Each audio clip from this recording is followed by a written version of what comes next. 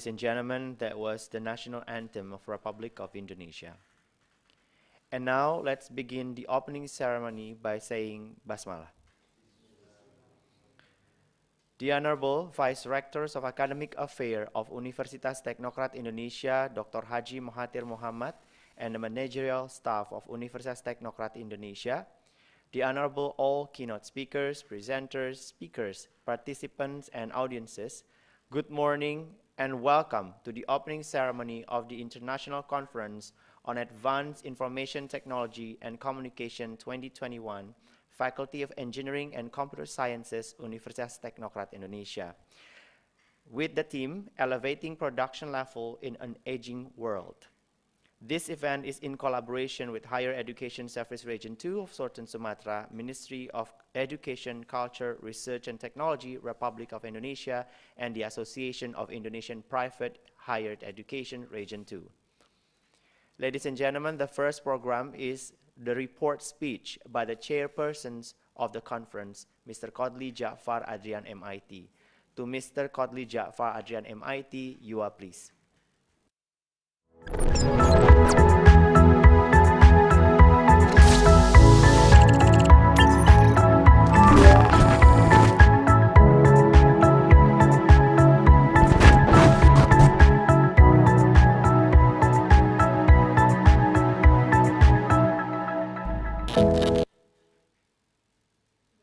The Honorable Vice Rector of Academic Affairs, Dr. Mahathir Mohamad, the Honorable keynote speakers, plenary speakers, presenters, participants, and all audiences. Very good morning. Firstly, let's express our gratitude to God because of His blessing. We can gather here in good and healthy condition on International Conference on Advanced Information Technology and Communication 2021, virtually hosted by Universitas Teknokrat Indonesia in collaboration with Association of Private Higher Education Region 2 and Higher Education Service Region 2 of Southern Sumatra. Secondly, in this lovely occasion, allow me to give report of this conference. This conference covers 10 topics under the theme, Elevating Production Level in an Aging World. There are around 120 presenters participating in this conference coming from Egypt, France, Pakistan, Nigeria, Malaysia, Republic of Korea, India, and Indonesia with more than 200 participants. This conference aims at facilitating and providing a forum for researchers, lecturers, teachers, and students in disseminating experience, new ideas, result of their research on information technology and communication, as well as discussing issues, challenges, opportunities, and practical solutions. Thank you for participating in this conference. We have invited keynote speakers and plenary speakers to share their thought in current issue. We invite keynote speaker, Associate Professor Technologist Dr. Mira from International Islamic University of Malaysia, and Associate Professor Abhishek Rajesh Kumar Mehta from Parul University, India, and 4 plenary speakers, Muhammad Lubis, PhD IT from Universitas Telkom, Muhammad Idam Habibi, MSc from INSA Leong, Harasta Tatima Larasati, MT from Pusan National University, and Kadli Jafar Adrian from Universitas Teknokrat Indonesia. Lastly, I would like to extend my gratitude to the team, the Committee of International Conference on Advanced Information Technology and Communication 2021. Thank you so much for the hard work, dedication, and support. Deep appreciation also sincerely goes to the Dean of Faculty of Engineering and Computer Science and Rector of Universitas Teknokrat Indonesia for their endless supports. May this conference bring beneficial discussion for all of us and the joy of meeting each other through the online platform. Happy conference and stay healthy. Thank you very much and good morning.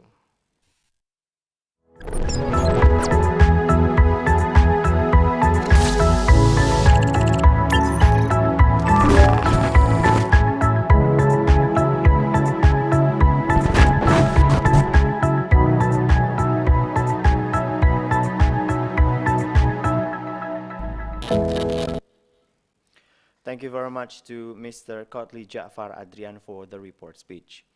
The next program is addressee from the Vice Rectors of Academic Affairs of Universitas Teknokrat Indonesia and officiate the conference. To Dr. Haji Mahathir Mohamad, you are please.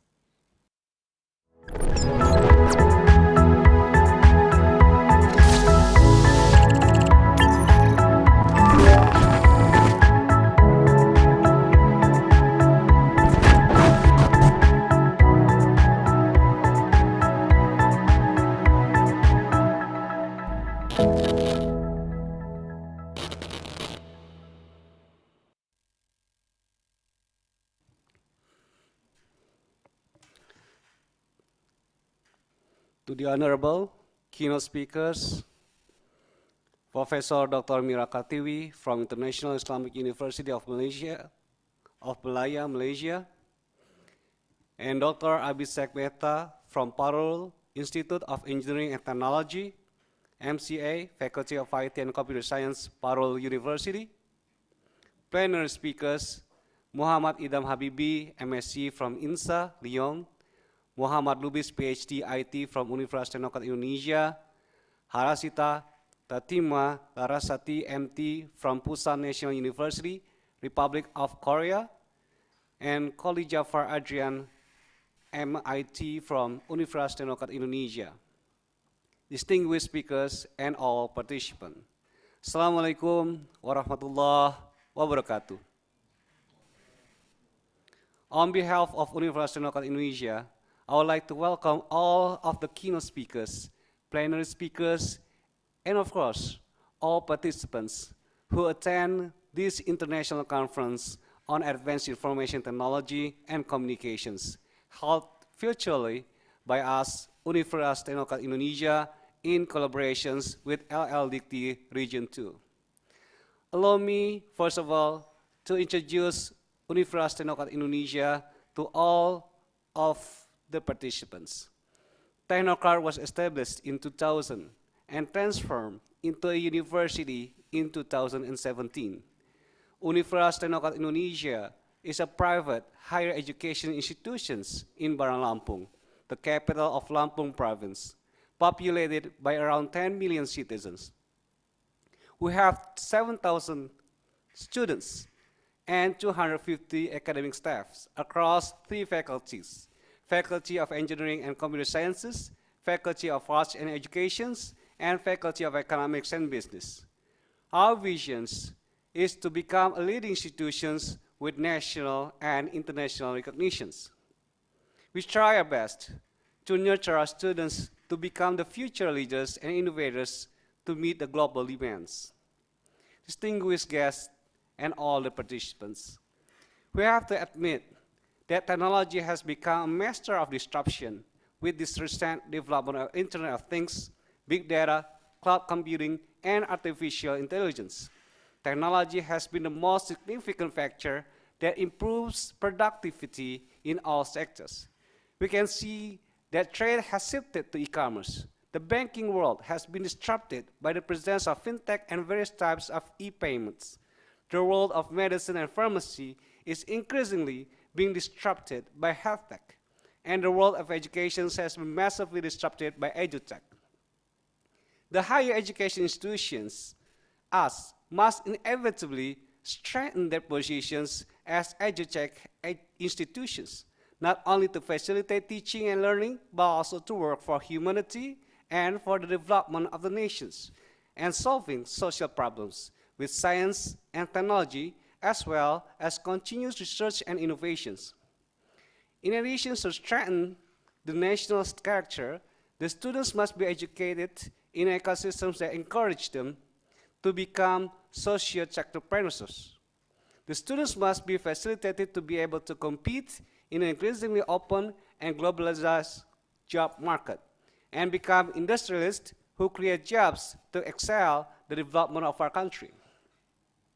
Ladies and gentlemen, this conference is expected to be used as a platform of discussions among researchers, practitioners, academicians, and students to current issues in digital learning and research on information technology and communications. Hopefully, we could establish and strengthen these international relationships and partnerships to make a better future of global development. We wish you a fruitful discussion. Stay happy and healthy. Have a great conference. Thank you. Good day. Assalamualaikum warahmatullahi wabarakatuh.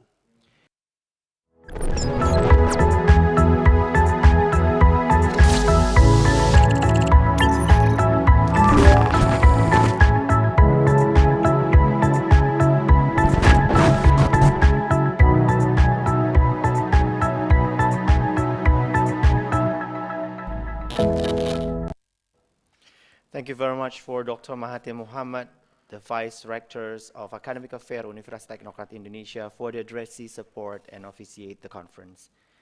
Ladies and gentlemen, to get blessing by the Almighty God, let us pray. Praying, led by Muhammad Yusuf Ridho Eskom. To Muhammad Yusuf Ridho Eskom, you are please.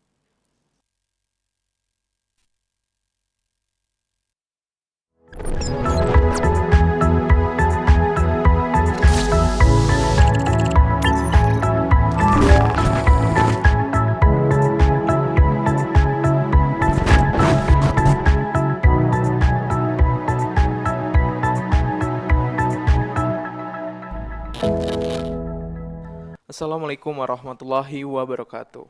Ladies and gentlemen, let us bow our head for a moment, pray to God Allah Subhanahu wa Ta'ala, so that our conference can be precious to all of us.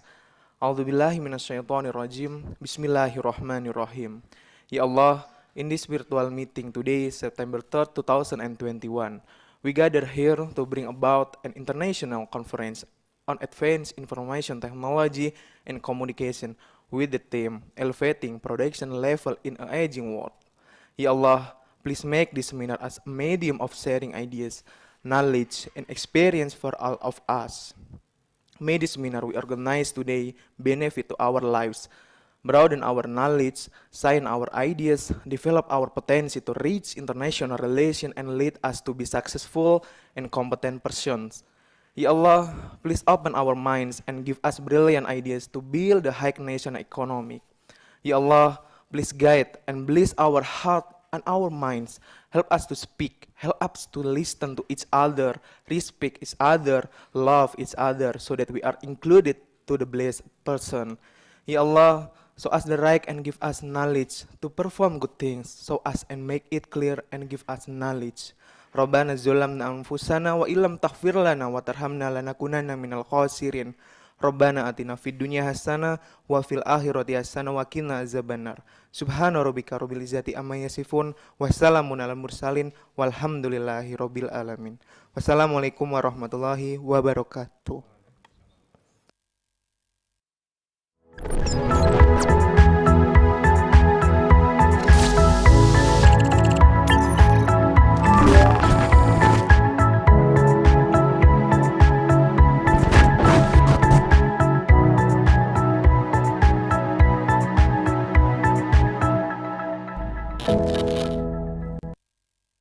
Amin ya Rabbal Alamin, and thank you very much to Mr. Muhammad Yusuf Ridho Eskom to lead the prayer. Ladies and gentlemen, that was the opening ceremony of the International Conference on Advanced Information Technology and Communication 2021, Faculty of Engineering and Computer Sciences, Universitas Teknokrat Indonesia. But before we close, we are asking for you all to turn on your camera to take a photo session, and this photo session will be in a virtual photo shoot. So please, to all the participants of this opening ceremony, you may turn the camera on to take a photo session. The photo session will be taken for twice. I would like to lead the photo session. Please, everyone, to turn on the camera. Have already turned on the camera? Okay, let's start the first slide. One. Okay, wait for a minute. Okay. Okay, let's take the first slide pictures. Take the best smile of you. Okay, 1, 2, 3. Okay, the second slide, the last slide. 1, 2, 3.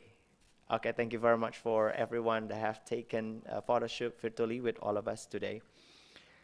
Well, ladies and gentlemen, that was the opening ceremony of the International Conference on Advanced Information Technology and Communication 2021, with this year theme elevating production level in an aging world. And this event is in collaboration with Higher Education Service Region 2, Sorten Sumatra, Ministry of Education, Culture, Research and Technology, Republic of Indonesia, and with the Association of Indonesian Private Higher Education Regional 2. And let's close the opening session by saying Hamdalah. Ladies and gentlemen, before we proceed to the plenary session and the keynote speaker session, we have a video profile about our campus Universitas Teknokrat Indonesia. Please check it out.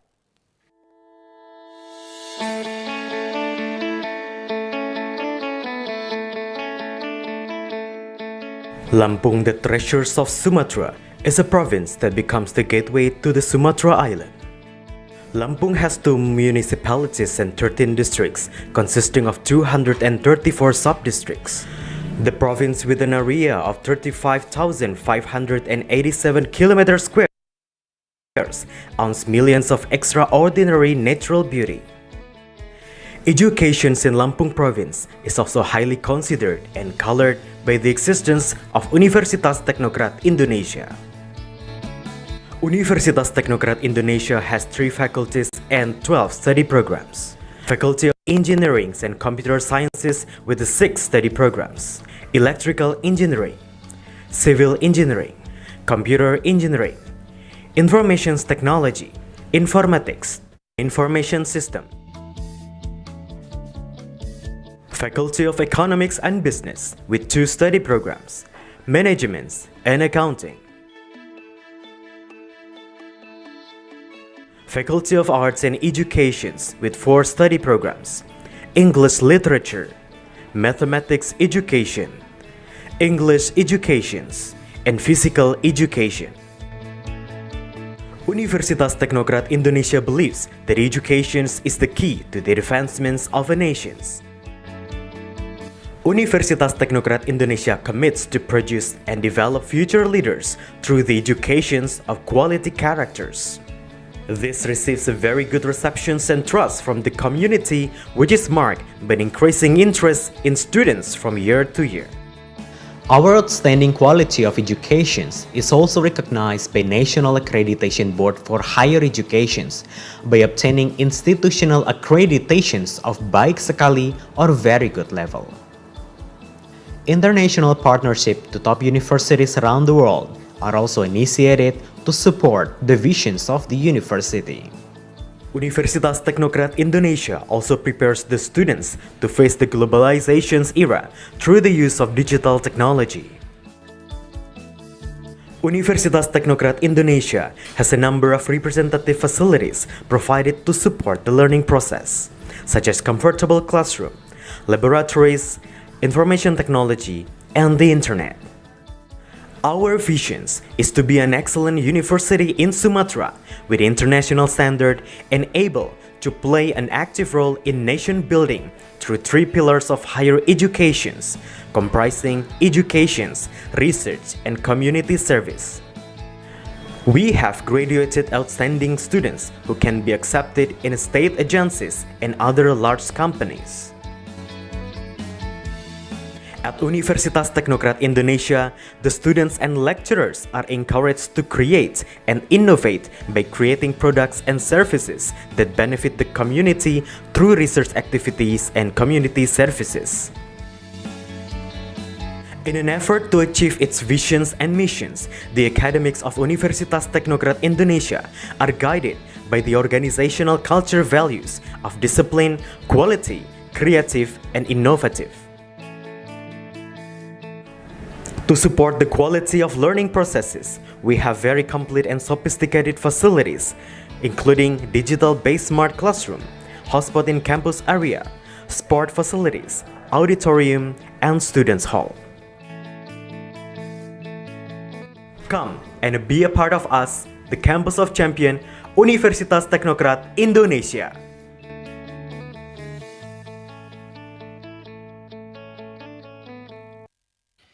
Okay, ladies and gentlemen, and now we proceed to the keynote sessions and followed with the plenary session 1 and plenary session 2 of the conference. And today we have the moderator, Mr. Ahmad Ari Aldino, MSE. To Mr. Ahmad Aldino, MSE, you are please.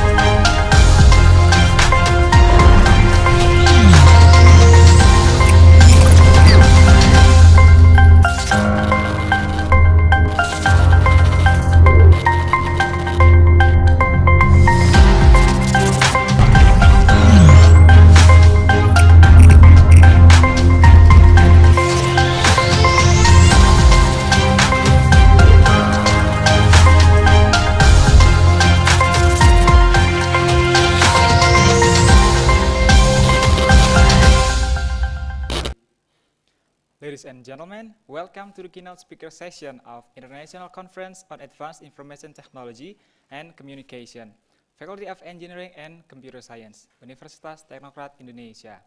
Assalamualaikum warahmatullahi wabarakatuh. Allow me to introduce myself. My name is Ahmad Ari Aldino.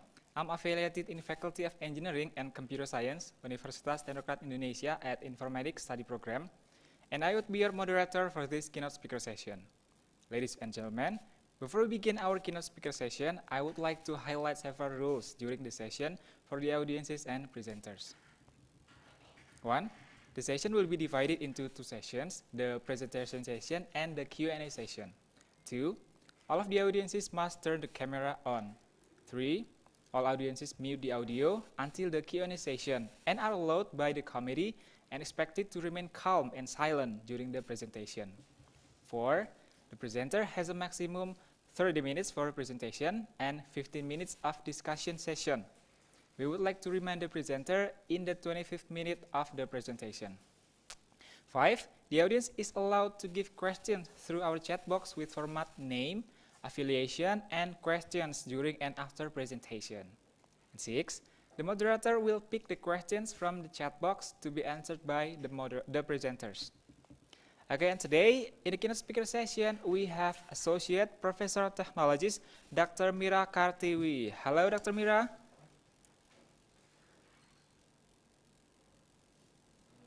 Halo, Assalamualaikum. Waalaikumsalam, Dr. Mira. How are you, Dr. Mira? I'm good, thank you. It's a pleasure to meet you. Pleasure to meet everyone, yes, and you too. Yeah, greeting from Indonesia, Doctor. Pleasure, thank you for having me. Yeah, she's coming from International Islamic University of Malaysia. She's a director at Center for Professional Development, International Islamic University of Malaysia. Her expertise is in professional technologies. She currently teaches professional advanced database, business data analysis, and data management courses. Dr. Mira is renowned as a passionate cyber parenting activist. She works closely with schools and Muslim societies in Indonesia, Malaysia, and Australia to provide awareness for parents and children on the risk of going online. She is a frequent plenary speaker at international IEEE conferences.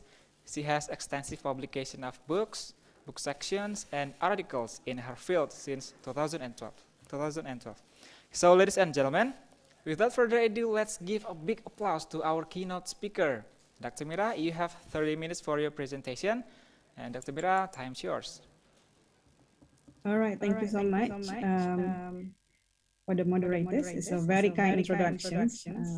I think it's a little bit too long. Actually, I would prefer that you just introduce me as Mira, and that will be more than sufficient. Okay, but anyway, thank you so much for having me again, and then congratulations for Universitas Teknokrat Indonesia for having this conference. It's a really wonderful conference. I've been seeing the rundown of the programs and the aim of the program itself. So congratulations again for the organizers as well as all the participants.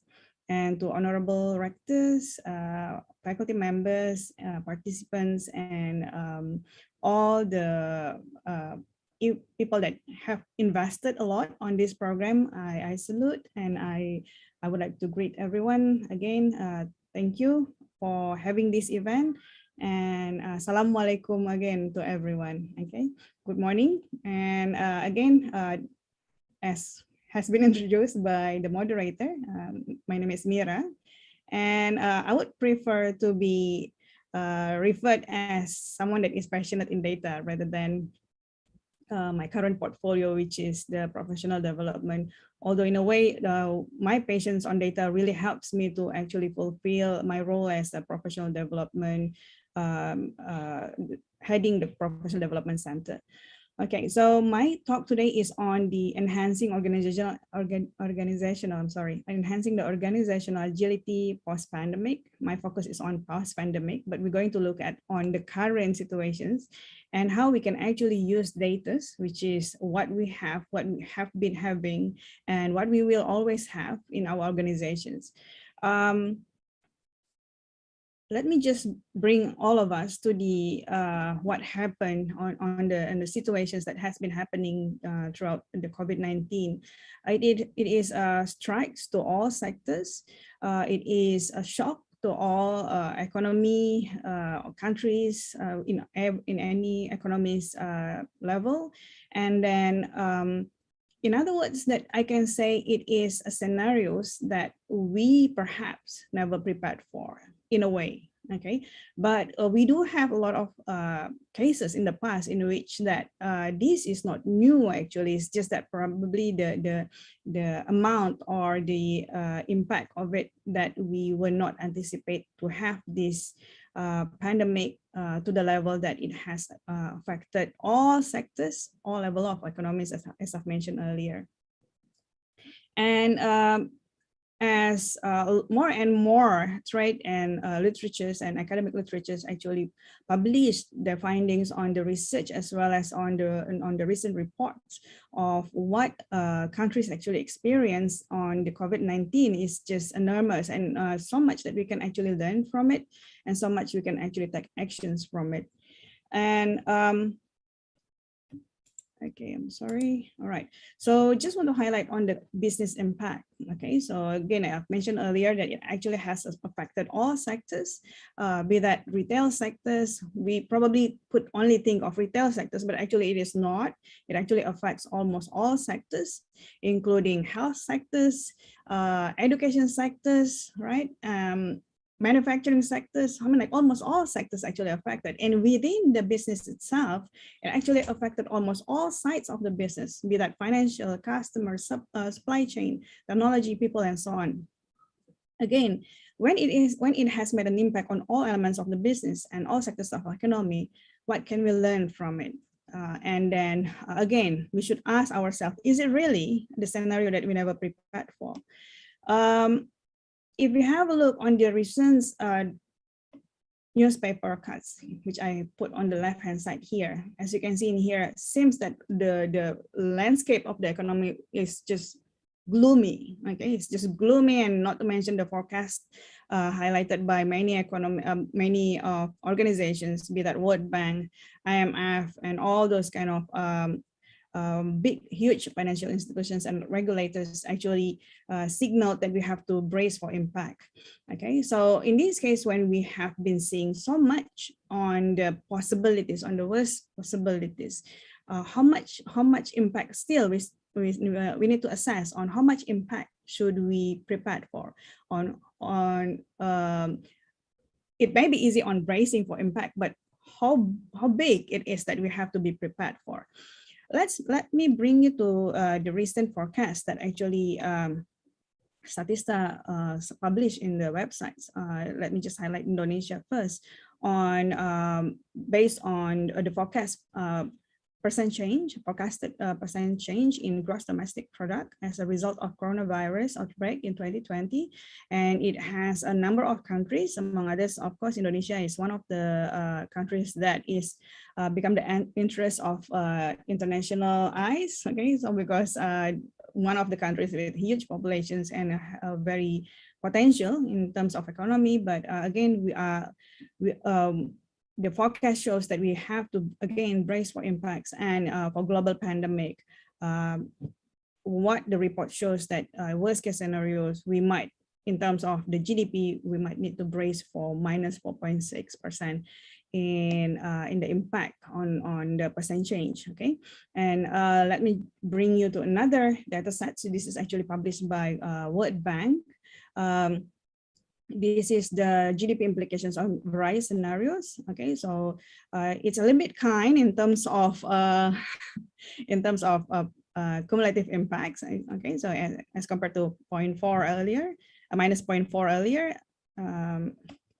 Minus 4.6 earlier. Okay, so this is a minus 3.5. Okay, so a little bit kind, but still it doesn't show anything that we would want to see, right? When it comes to economic development, minus is just a nightmare for all of the countries to actually experience.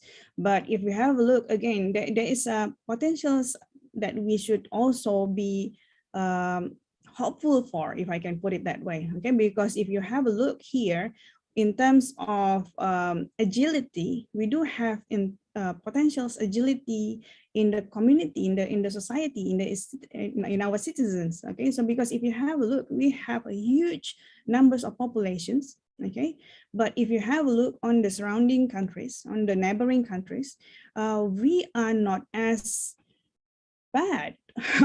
I'm not sure whether I should put it that way, but I'm really hopeful. I'm really hopeful in the sense that we do have a lot of potentials, a very fluid and dynamic market, and this is just a strength that we should cherish for. But how? Okay, so I think now we get into the how we can actually cherish these opportunities. Again, I just want to give a flavor of productivities and employment landscape in the neighboring countries as well. If we have a look here, while most of the countries actually not really hiring new workers, in Indonesia in terms of hiring, the growth of companies that is hiring workers, we still have seen companies actually recruiting people. And although there's some layoffs or retrenchment, but it is not as bad as other countries. If you have a look here, okay, so, and also when we have a look on the granted leave, so there means that there are more reasonable options for companies to actually opt to keep the employment, to still keep the employment, the workforce in the business. Okay, whereas other companies opted for reduced wages or reduced hours. Still, if I again just want to highlight the one that we show that I showed you earlier in terms of brace for impact on the GDP. The forecasted GDP impact, but still the promising growth is there, as you can see in here, and as you can see, as compared to other countries, we are agile enough to actually strive and survive this difficult time. So again, if I can put it in a very, I don't mean to be cynical, but for some people it may sound cynical.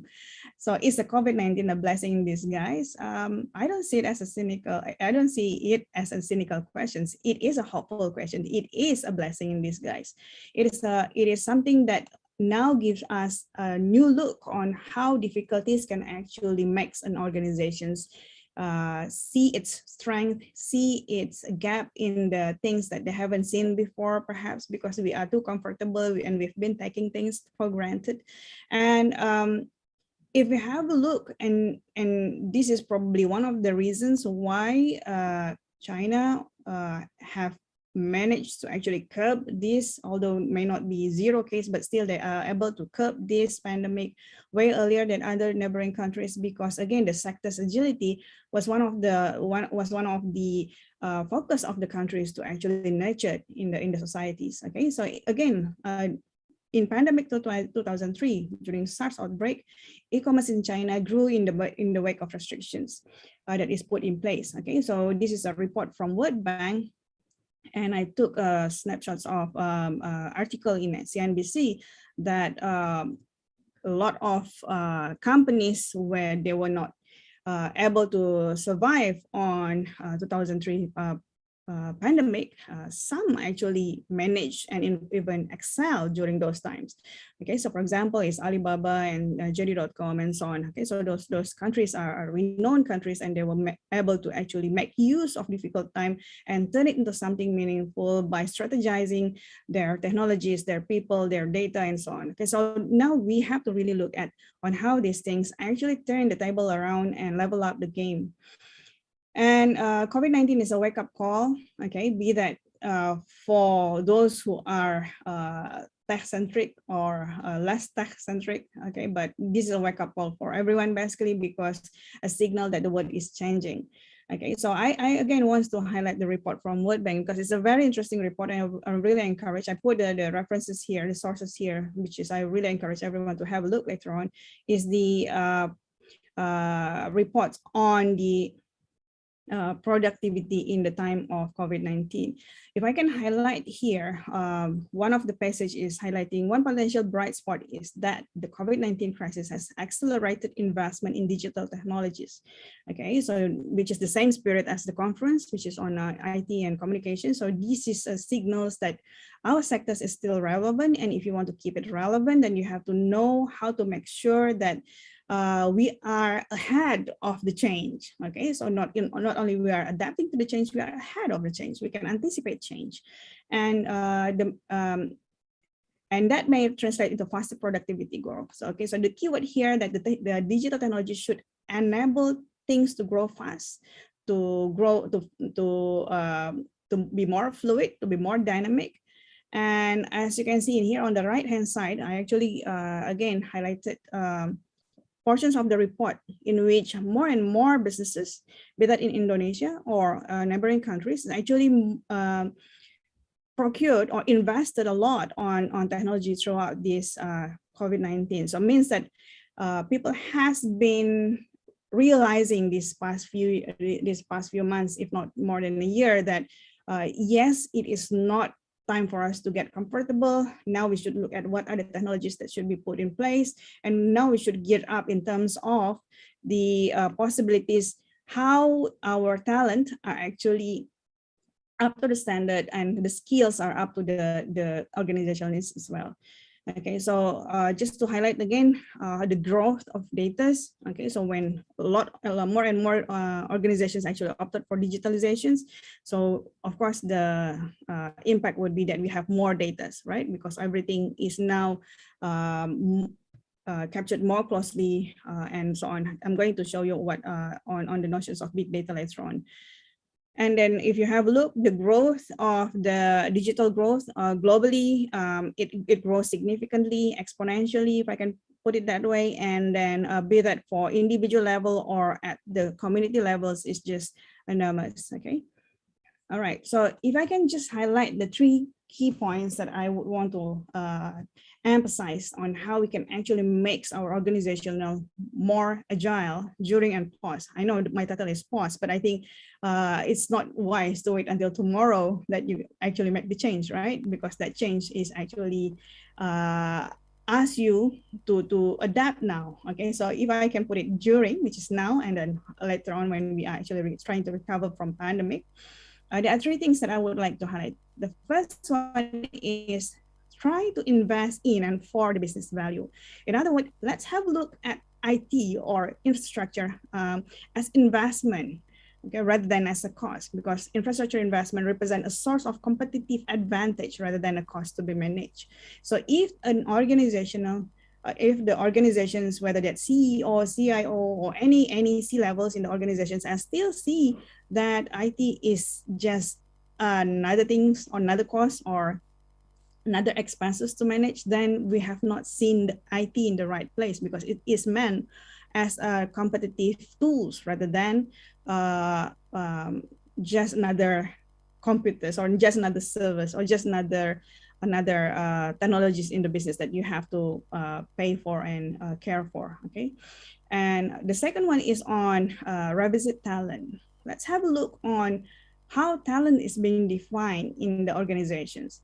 Talent development should focus on expertise rather than the number of direct reports of someone overseas. So rather than focus on the day-to-day tasks, you should focus on how much talent we have in-house that is capable to address those changes, to address those fluid processes, dynamic processes. How much of our expertise in-house can actually cater to provide insights of things that has been happening in the past few years and things like that. I mean, like the adaptability, the talent on eye that can see pattern, that can see trends, that can see solutions. That would be something that we should nurture and develop. And last but not least, I think this is because of my, I'm probably biased, but I see this relevant in all companies that I have been in charge as a consultant, as well as within my organizations. Now, I would see that this is one of the critical talent today, which is the eye on, again, that able to see values from the data that we have. Okay, so please provide awareness on the practical benefits that analytics offer. Data is not just there to stand in the server, then that becomes a cost. But if you're able to turn that into something meaningful, then that becomes a competitive tools. Okay, so to make sure that the hammer, if I can put it in notions of hammer, to make sure that a hammer can make meanings to a company, right? You have to nurture the talent for someone to be able to use the hammer and craft a good chair, for example, or a good table, for example. So the knowledge of how to use the tools, that what makes a difference. So this is the same thing. We want to make sure that those data actually meaningful enough in the eyes of the talent that able to translate that into actionable points. All right, let me just go through big data very quickly. I don't want to get into this into details, but I'm very sure we are comfortable, right, with the notions of big data, with the notions of volume, velocity, veracity, variety, visibility, and value. I think it has been covered quite extensive enough. I'm not going to go deep into this, but I want to highlight on the notions of that we should aware. It is not okay to not keep certain informations in place, because the absence of data as information means when you have no data, people can claim they are right. So, okay, so in the absence of data, everyone is right because everybody can make up stories. So in this case, we really have to see whether the data that we have been keeping in place in the organizations really enable us to actually make some better decisions. And let me go through to the Society 5.0. I'm not going to go deep into this. I think everybody have sufficient amount of understanding of what Society 5.0 is. But as you can see in Society 5.0, we move away from focus on the technology, but focus on how to develop the societies. Okay, so addressing the needs for access for certain services and so on and so forth. Okay, so this is the promise that technology should bring, and we should enable that for our communities. And if someone said that, okay, yes, the organizations have kept the data, but this is too internal. If you have a look, there are so many sources of data that basically made to public. So if you want to see how the organizations currently stand as compared to other businesses in the regions or other businesses in the countries, there are tons of data that basically made it available for everyone to actually make use. So again, there's no excuse that I don't know what's happened globally because no data actually signals what kind of things happening around. That is so not true. And if anyone said that, okay, come on, a simple Google search would teach you otherwise. Okay, and then another wake up call is that now more and more reports saying when the data is there, why there are not sufficient effort to actually make use of it in the right for the right purposes. Okay, so in other words, we should think of the possibilities how to turn these all data that we have internally as well as externally to try and translate this for organizational good. In other words, it actually signals the urgent call for shift of paradigm. Let me just give you one use case. I'm not going to go into talent management data. I've been analyzing a lot of data when it comes to talent management, but sometimes when it comes to talent management, it gets sensitive. Okay, so let me just pick something that is can relate to everyone, because everyone need house, right? Everyone need home. So in this case, let me just bring one of the example that one of my students actually worked on in the past. We do have something called bootcamp, Datathon bootcamp. So I actually train some of the IT background and non-IT background to actually make use of data and detect pattern in the data. Okay, so it so happened that one of the participants chosen housing data to actually work with. Okay, so what the students actually, what the participants actually trying to find is the affordable housing, right? So in this case, okay, the keyword here is affordable housing. All right, so the primary data set is actually collected, or we actually try to collect structured data from websites in which we captured the price, location, rooms, car park, bathrooms, property type, and furnished. Again, we still have to keep in mind our keywords is affordable housing, right? So now when we have a look at all data, still doesn't show us what is affordable housing means. Okay, so now we look at the data that we can get from the, again, this is actually public data, where the map of the areas in KL areas, where you can actually see the amount of land that is available or allowed for housing. So we can actually see how much land is available for housing, okay? Because that would, again, later on when we talk about demand and supply, you still have to see how much land you have, right? Otherwise you keep developing the house and again, it may not be something that possible. Okay, so this is what we want to focus. We focus on residential, water reservoir, and then public facility, unused land, and so on. Okay, so we're going to see the amenities as well as the possibilities for housing development. And we also want to see what is affordable housing means. When we want to focus on affordable housing, we want to see whether we can estimate the amount of price that B40, this is actually for the lowest income categories, afford to actually buy, okay?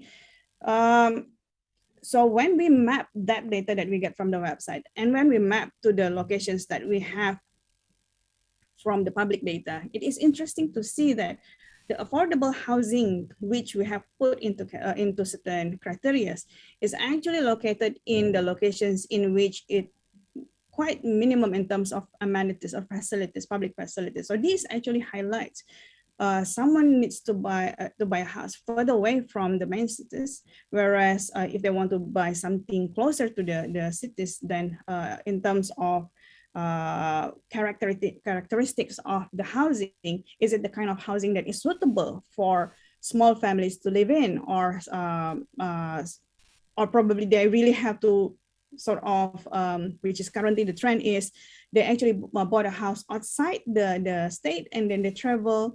They rented a room, a very small room close to the workplace areas, and then they meet the families only on weekends. So we also have to think what that actually costs to the societies, because minimum parental supervisions and whatnot, that also create dynamics in the societies. So this is actually gives a lot of hopes.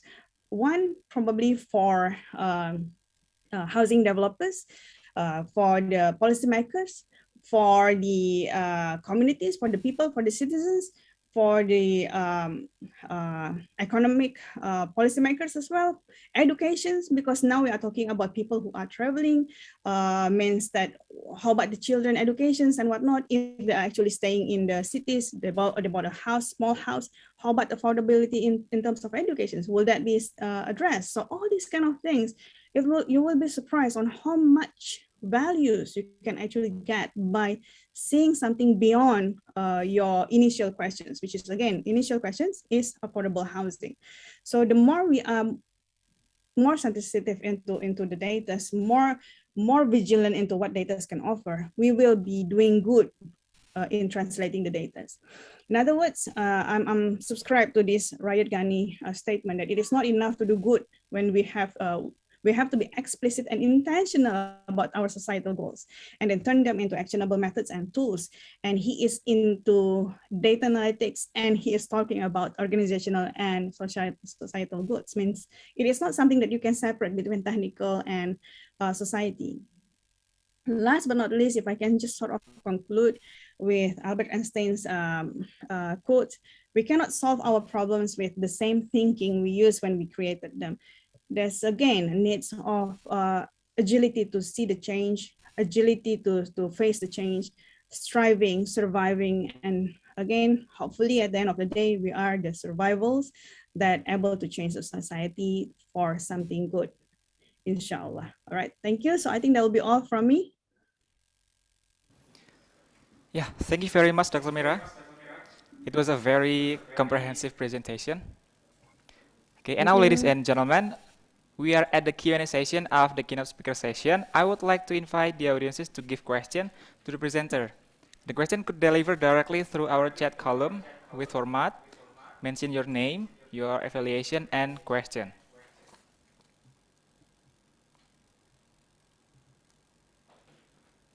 Okay, we already have one question from Ms. Ajeng Safitri, Universitas Teknokrat Indonesia. The question is, while the case that you explained as your example is in the housing case, if you implement in higher education, how can the research help to agile organization in higher education? Okay, so this is just a different case that you mentioned before. This is good. Okay, please, Dr. This is Mira. good. Right, thank you. This is good. Thank you very much, Ms. Ajeng Safitri. This is the questions that I'm actually looking for. It's just that I don't bring the sample with me, but this is a really good questions, very relevant to all of us. And it has a lot of promising values. Actually, this is one of the things that I would want to highlight earlier, but because of the time, so I think it's about time for me to address this on how we can actually use this data to sort of address and turn data into something that enable the education sectors to be more agile. One of the things that we actually can see from agility in education sectors is on the educators, right? That's the first thing that we cannot deny. It requires an urgent shift of change. In fact, recent report shows that a lot of us kind of struggle because we have to learn on the fly. But actually, what is interesting is that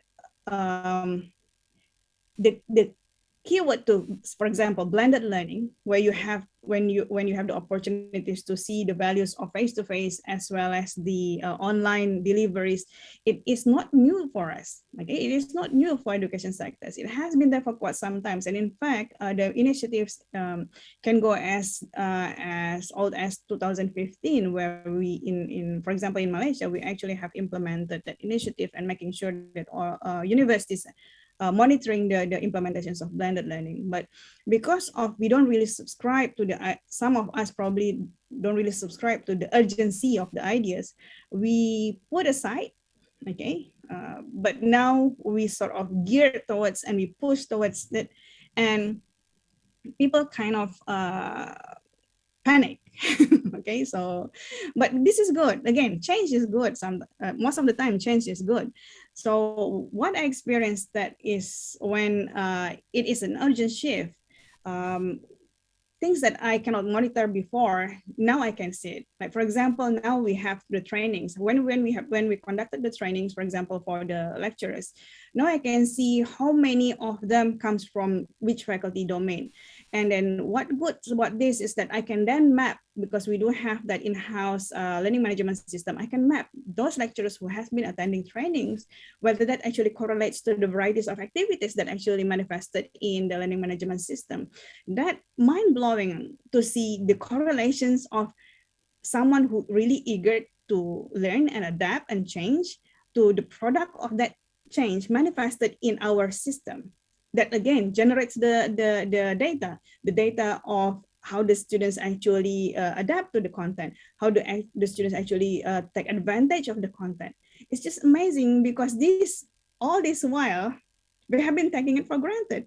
We have been taking it for granted when it comes to the lecturers, comes to the class, teach blah, blah, blah, blah, and then done. We don't really see the actual process behind it. But now, since that everything happens in our learning management system, we can actually measure the engagement. We can see which activities actually engage the students in science, which activities engage the students in social science, which activities engage more students in medical domain. So this is just amazing. So in educations, we have to be able to see that, again, shift of paradigm. The data that you collected in learning management system is not so much of just counting the frequency, but you should see beyond that. The pattern, the usage, what works, what doesn't work. Something that doesn't work in social science may not be something that is not working in science. So all these kind of things, it requires a lot and lots of effort to actually analyze it, make use of it. And the most important part is to take actions into something that is beneficial for all. Okay, so I think that I'm not sure whether that answered the questions, but beyond that, I'm very sure there are a lot more examples that Universitas Teknokrat Indonesia probably have implemented in place. Okay, thank you, Dr. Mira, for the answer. The next question is from Mr. Muhammad Iqbal Habibi from BPPT. What's your basis to determine the price of the houses to be highly, moderately, and low? Okay. Please, Dr. Mira. All right, thank you. Okay, so it goes to my case study earlier. Okay, so just now we do have that the income category, right? Because in Malaysia we do have that income category. The B40 is the lowest income category that actually comes from the government. They have actually a certain category what would be considered as B40. Actually, the one that I had earlier, it's rather low than the actual category now that the government have put in place. If I'm mistaken, it's around 4,000 for B40. Last time we actually have 2,000 for B40. So I'm not sure whether how relevant that information is, but it was relevant during our analysis. But what matters aside from that, what we use to actually determine the affordable, what is affordable for certain house pricing is that there are certain formulas that actually have put in place in seeing the pattern of how much citizens or people can actually put in or set aside from their income for housing. Okay, so we look at that formulas, and then we see again, we look at the price of the house, we look at the affordability on how much amount of money that people can actually put in for housing, and then we map on the pricing, and then we see where are the whereabouts on how those actually the house that would be suitable for this B40 income category. And we look at the amenities. Again, we focus on affordable. It's not only that you have a house, right? You have a house, but you have nothing surrounding, you have no schools, nothing. It is not a good sign of affordable. When you are talking about affordable, you want to make sure that you also have facilities to nurture the families, to grow the families, right? So that is another category. So we try to look at as, if I can put it, as comprehensive as possible. But then again, because it is a small program, it's a small class, 4 credit hours for theory, 4 credit. So it's 8 credit hours in total for that boot camp alone. I wish I can do more. I can bring them to beyond that, to sort of write certain recommendations or policies, but I think that is just beyond what is the courses expected. But alhamdulillah, I managed to see a lot of interesting findings. But in terms of, back to your questions earlier, in terms of the pricing determinations, we look at certain criteria from the affordabilities in terms of how much people can actually pay, the locations, the amenities, and again, at the end of the day, we see that as just an input for, as just a findings. It hasn't been validated. So perhaps someone in the Department of Statistics, or I'm not sure, I think we do have these ministries of housing, could probably give more feedback on how relevant or how valuable those findings are.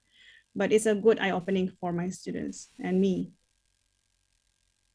Okay, so I'm not sure whether that answers the questions. Hopefully the person who asked can perhaps add if there are more details needed. Yeah, thank you, Dr. Mira. Okay, Dr. Mira, I have a question. Sure. Actually, it's in mind. It's been a long day for me to ask this kind of question, but I think you are the best person to answer this question. Okay, so you have talked about the data before, right? So in the absence of data, everyone is right. What if the organization or some institution, I don't want to mention the name because it's quite sensitive, what if they manipulate the data so it looks good or it looks too good to be true? So what can we do as a researcher to deal with that? Okay, that's too vague. It's hard for me to answer. But in what context is that? Is it in terms of politics or in terms of? The data, let's say, released by official. Is it health related? Okay, so all right, in whatever context it is, okay, in whatever context it is, I think I can see you are trying to be as gentle as possible in asking the questions. But if I can highlight in whatever context it is, when we are talking about big data, there's one notion that we have to be careful, right? Which is veracity. Veracity requires us to be more vigilant on how useful the data is. Like, for example, sometimes we ask questions that is already biased to ask that questions. Like, for example, you are asking about someone's ability or purchasing ability on certain premium products, and you ask that questions at the end of the month, which is usually people are trying to survive to make to find a mid end, right? And then trying to make sure that certain amount is actually put in place to get the life going. So that is already biased in a way that we ask that questions on the wrong time.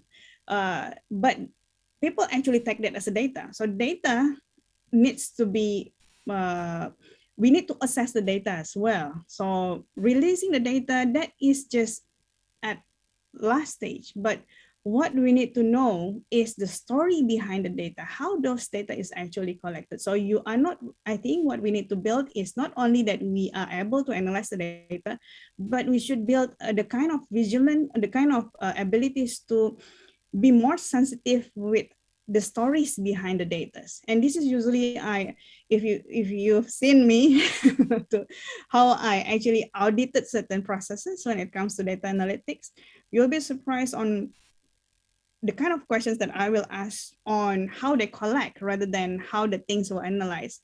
So usually the thing that I will scrutinize the most, the understanding on collecting the data, the processing, because usually that's when the ethics sort of often compromise. But when it comes to modeling, those are technical, which is, this should not be an issue if the first few process, if the first few steps were taken carefully, were taken care with ethics, and taken care with dignity. But if things goes wrong in the first few phase, don't expect you will get a good product in the end. So those reports, those things that being released, those just reflections of how much we know on the first few phase. If this is not taken care carefully, I don't put hopes on the end product, be that models or reports in the end. Yeah, I hope that answers your question. So be careful and be critical thinking with how the data was collected. Okay, thank you very much, Dr. Mira. Yeah, it's answered my question. Actually, I have another question, Doctor. Absolutely, should May I it? ask again?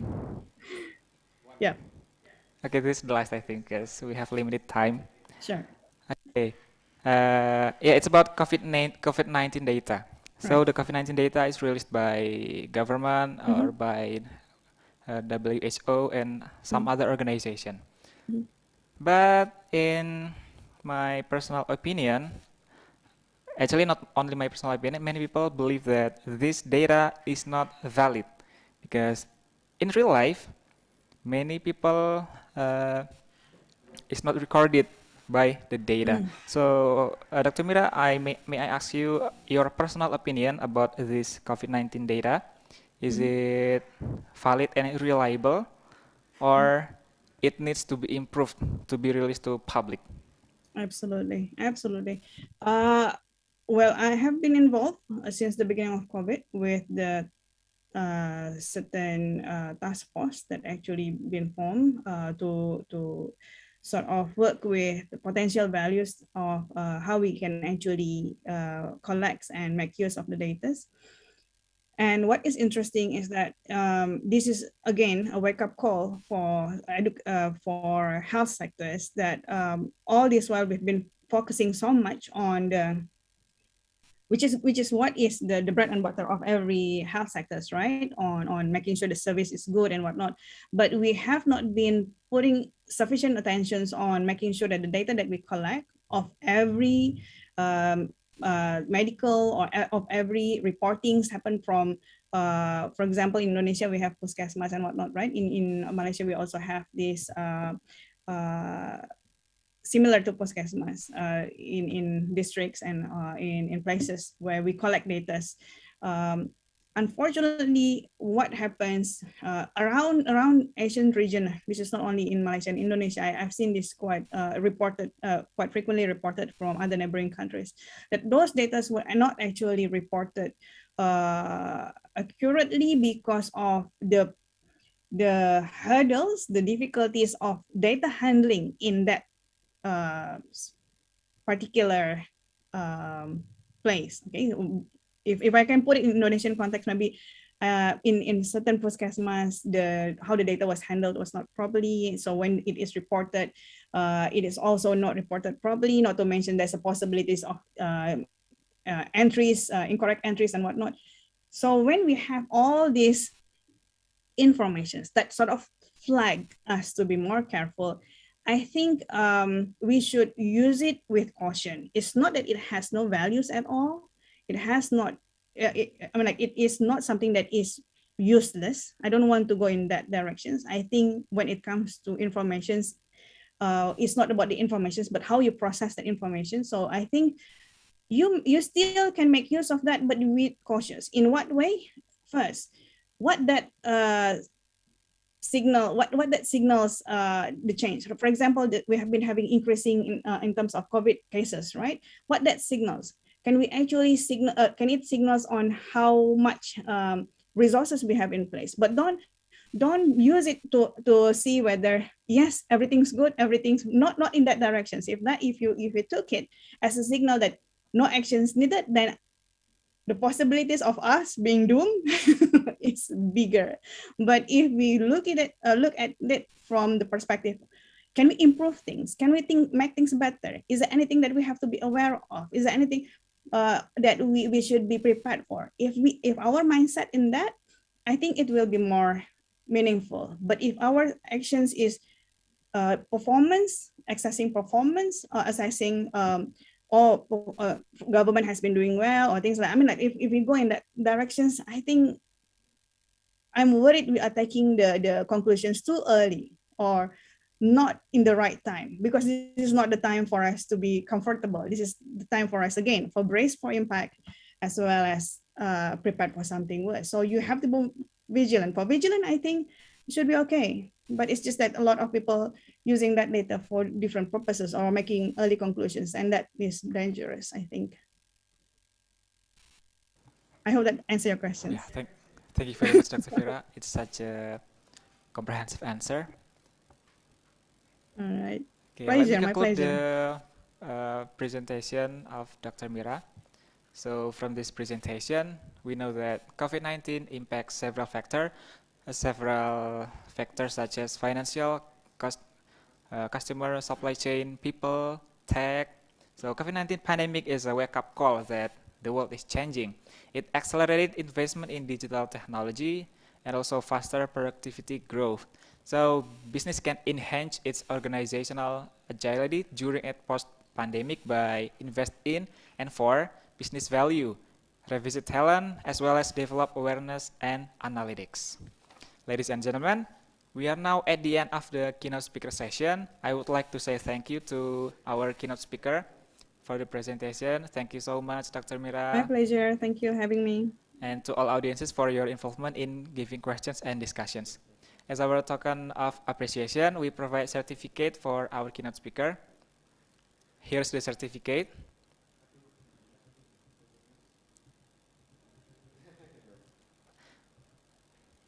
Again, thank you, Dr. Mira, for giving such a valuable insight. Hopefully, we can meet again in other occasion. Thank you very much, Dr. Mira. Thank you. Now, we are about to begin the plenary session 1.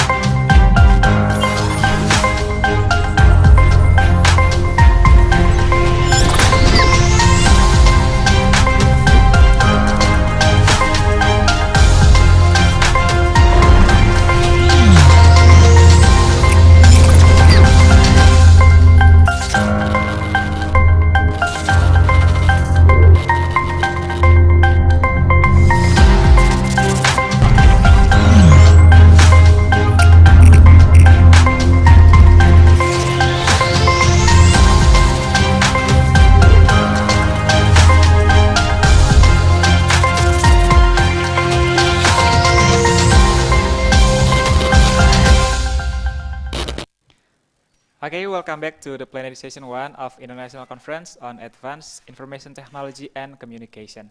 We have the first plenary speaker in the session, Muhammad Idam Habibi, Master of Science, from Institut National des Sciences Applied in Lyon, France. Hello, Mr. Idam. Hello. Do you hear my voice? Hello? Hello, Mr. Idam. Are you Hello? with us? Hello. Hello? Yeah, how are you, hear? Mr.?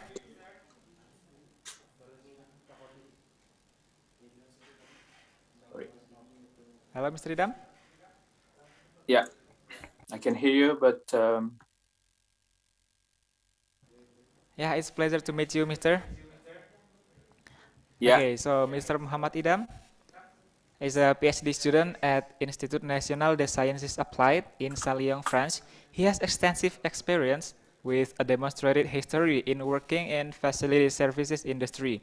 His skill is in quantum communication, telecommunication, machine learning, Python, and statistics. He has strong education professional with a Master of Science and focused in telecommunications engineering. Muhammad Idam has experience as a vice chairman at Toastmaster Membership University of Indonesia, a chairman at IEEE Students Branch University of Indonesia, and also a head of science and technology at Electrical Engineering Student Organization. Recently, he is a research and development team at Data Science Indonesia. So without any further ado, now please welcome our first plenary speaker, Mr. Idam. Mr. Idam, you have 30 minutes for your presentation, and I will remind you in the 25 minutes of your presentation. Mr. Idam, you are pleased. Okay, first of all, do you hear my voice now? Yes, sir. Okay, thank you very much. I would like to share my screen. Do you see my screen? Yeah. Okay, thank you very much for the invitation. My name is Muhammad Idam Habibi. I got my bachelor degree from Electrical Engineering, University of Indonesia. And I got my master degree from University College London in telecommunication engineering as well in 2017. And right now I started my PhD from last year in Lyon, en France, which is funded by the Institute Research in France, basically. Started from last year and it will be ended in the last 2 years. So before we start, I'm going to talk about a little bit simple case. Probably, have you ever watched one of these kind of movies before? The Dark, it exists in the Netflix film, and there are Ant-Man and the Wasp. It's explaining about the quantum realm before, and there is one of the kind of a new movie which is called the Quantum Mania. I think this is going to be published for the last 2 years. Well, basically, this kind of movies explains the future of kind of what we call the quantum. So we are talking about the machine learning right now. We are talking about the embedded system. We are talking about the Internet of Things, where we are forgetting one thing, that in the future, the calculation basically is going to be changed as well. The calculation of the mathematics of everything is going to be changed in the future. So in this movie, Dark, basically it explains in the session 3, I'm sorry to spoil it, but in the session 3, it explains how the quantum entanglement works, where two worlds are correlated each other. And the quantum realm in here in the Ant-Man and the Wasp is it's a kind of movie that explains how the people become subatomic, which able to connect it to another kind of another world. And I don't know what kind of movie explanation in the Quantum Mania. Probably it's quite the same. So probably this is kind of like imagination in the future. We are going to see. Probably this is raised by a lot of people in a researcher. We are going to see like a parallel universe in I don't know, maybe there are some researchers are raising this theory where people probably has some kind of like a parallel universe, like they are probably Itera in the other universe. I don't know. So basically, this is kind of like a theory that raised by one of kind of researchers in a physician, basically, which raised this kind of concept. But I would like to emphasize one thing. So what is actually the quantum? What happens in the quantum? So we are talking about the classical mechanics that we are working on, how things move with a deterministic way. We are talking about machine learning. It is always deterministic.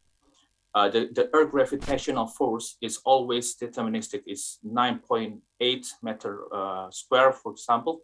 It is always deterministic. We are talking everything deterministic. The plane and everything, etc. comes up. So the other thing is, in the quantum, it is not working like that.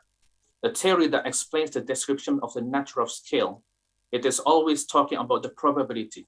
So the probability of people who works in one place, they have some probability who he can work as a good performance or not. It is explained by the quantum mechanics. So quantum mechanics is talking about the probabilistic, where a certain point of A could be point out of a B, basically. So quantum is talking about more about the probabilistic in here. So this is the fundamentals of the quantum. We are operating, probably you know that one of the smallest component in our computer is using the transistor, which able to operate 0 or 1. Well, once at a time, basically. It is not the same time, and it is deterministic. You're able to run 0, you're able to run 1. But in the quantum, we are talking about the qubit. You're able to operate 0, you're able to operate 1, but you're also able to operate 0 or 1 at the same time. So this is quite interesting, because if you're able to have 0 and 1 at the same time, you're able to reduce every kind of calculation in every kind of methodology, including the machine learning, including the embedded system. So the transistor in the future is going to change as well. So this is really interesting to work with. So I would like to talk about the one of the notation of the quantum. So we have the bit, which is exists currently. B is equal to 0 or 1. But in the qubit, we call it the direct notation. We call it as a direct notation, which is called the cat. We call it cat q. So cat q is equal to A cat 0 plus B cat 1. So cat q, what is cat q? Cat q, it means that cat q has the probability of having 0 and having 1, or probably having at the same time. So A and B are the superposition, the probability of the amplitudes, which verify that A power to 2 and plus B power to 2 is equal to 1. So it's kind of like a probability between having 0 and having 1. So I would like to explain about the quantum mechanics phenomena that probably happens in why this is going to be raised in the future. So there is some what is called the phenomena in the atom itself. So the atom itself, it's able to work, able to behave as a particle, but the atom itself is also have some opportunity to behave as a wave as well. So what happens if this if atom becomes as a wave? So if atom becomes as a wave, this atom can be splitted randomly from this part, and then once it's reached the wall, it will split it randomly into that part, but we don't know what is the motivation of the atom to split become like that, because the atom itself has like I don't know how to say, it's like a principle. It's like a principle. It is work as an atom it is working as the smallest particle basically, But in this case, the atom itself can behave as a two things that probably split it out. And then we don't know why this atom behaves like that. And then this kind of phenomena makes the researcher like Einstein, Bohr are really confusing with, because the atom itself should be deterministic like that. So in this case, we are talking about the uncertainty of the atom principle, and this is why the quantum is raised. Okay. So in the other case, there is a Zender Interferometer. When the light reach one of the walls, it is split out as well. It is split out to the north and to the west, and then we don't know why that happens. And a single source emits two different kind of possibilities, and then this is kind of like an anomaly in the atom itself. So atom acts as a wave, in fact. So in the other case, in this part is really interesting to work with. This is raised by Einstein, actually. The photoelectric effect, which is where the emission of electrons and radiation hits the material. Well, if we are talking about the classical mechanics, the electron should not be emitted. Okay, when it hits the material, it should be stay right there. But in this case, it is emitted, and this is raised a question as well. So this probably raising out the photoelectric effect, probably giving a questionable about how the quantum works. So before we talk about that, so I'm going to talk about the market in the future.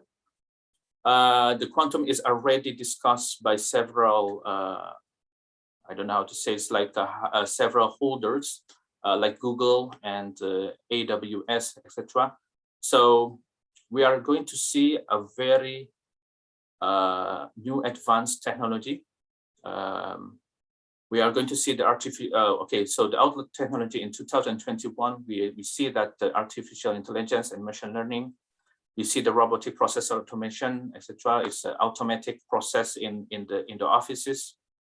Edge computing as well, to replace, it's not to replace, it's actually to reduce delay between the server and the users.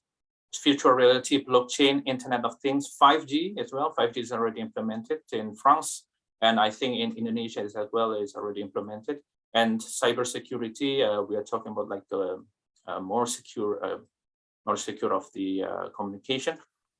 But the quantum technology will I don't know, it's one by one will replacing or will adding kind of a new algorithm in terms of this kind of technology. So we are going to see like a quantum machine learning. There are some algorithm that probably changing how the machine learning works. We are going to see the automation based on the quantum computers as well. This is quite interesting to work with because it reduces the complexity in terms of the quantum, in terms of the computers. Cloud based on quantum computing, quantum versus blockchain. I read some papers that quantum able to replace, it's not replace, it's actually is to solve the security of the blockchain. So it is able to be break up by the quantum as well. And then the quantum communication, it is raised by several people or several researchers. It is probably implemented in 6G and beyond. So we are going to see the technology of a new advanced 5G or 6G and beyond which is the quantum, and then the quantum cryptography as well to replace the cybersecurity that exists today. So this is the market that we see. This is I took it from this Quantum Technology 2021 report. In the future, probably we able to predict lots of people are investing in terms of the quantum and the quantum cryptography and sensing and timing as well, the sensors and etc. And in this year, I think probably the leading part is still USA. France is actually they are trying to implement it this year. They're building like a new research of a company. Japan as well, they're implementing as well, and there are lots of countries that involve in this part. In Indonesia, we are going to wait, not too long, I hope.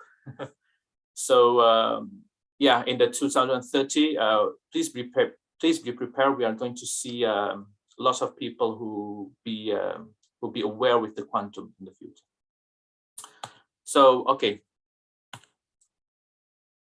Okay, so I'm going to talk about the quantum technology in general. As I said, it is more probabilistic. What is the benefit of the quantum? What is quantum, and then why it's beneficial? So, if you have the quantum technology, you have more speed on the computing, of course, because you have a qubits. You can represent 0 and 1 at the same time. You have a more secure communications. You have a more reliable communication system as well. So this kind of beneficial benefit things able to evolve the technology in the future. So what quantum computing can offer actually? So first of all, this is a very interesting part. So quantum entanglement is a physical phenomenon when group of particles are generated. So okay, so this is kind of like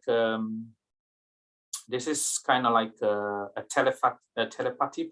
Perhaps you maybe acknowledge that.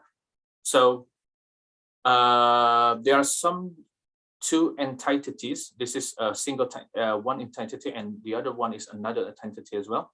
So this entity, it's not connected of everything. It is not connected by the gravity. It is not connected by the microwaves or radio waves, etc. But this kind of entities, they have like a correlation. They have a correlation where this entity behaves, acting one action.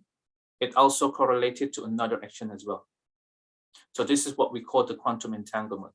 So we able to denote this equation as this is quite mathematics, but this is what we call the cat C is equal to 1 over square 2, cat 0 0 plus 1 over square 2, cat 1 1. So okay, so I'm gonna give you a simple case why this behave as quantum entanglement. If you have the first entity as 0, you can see that. If you have the first entity as 0, the second entity in here, it will be collapsed.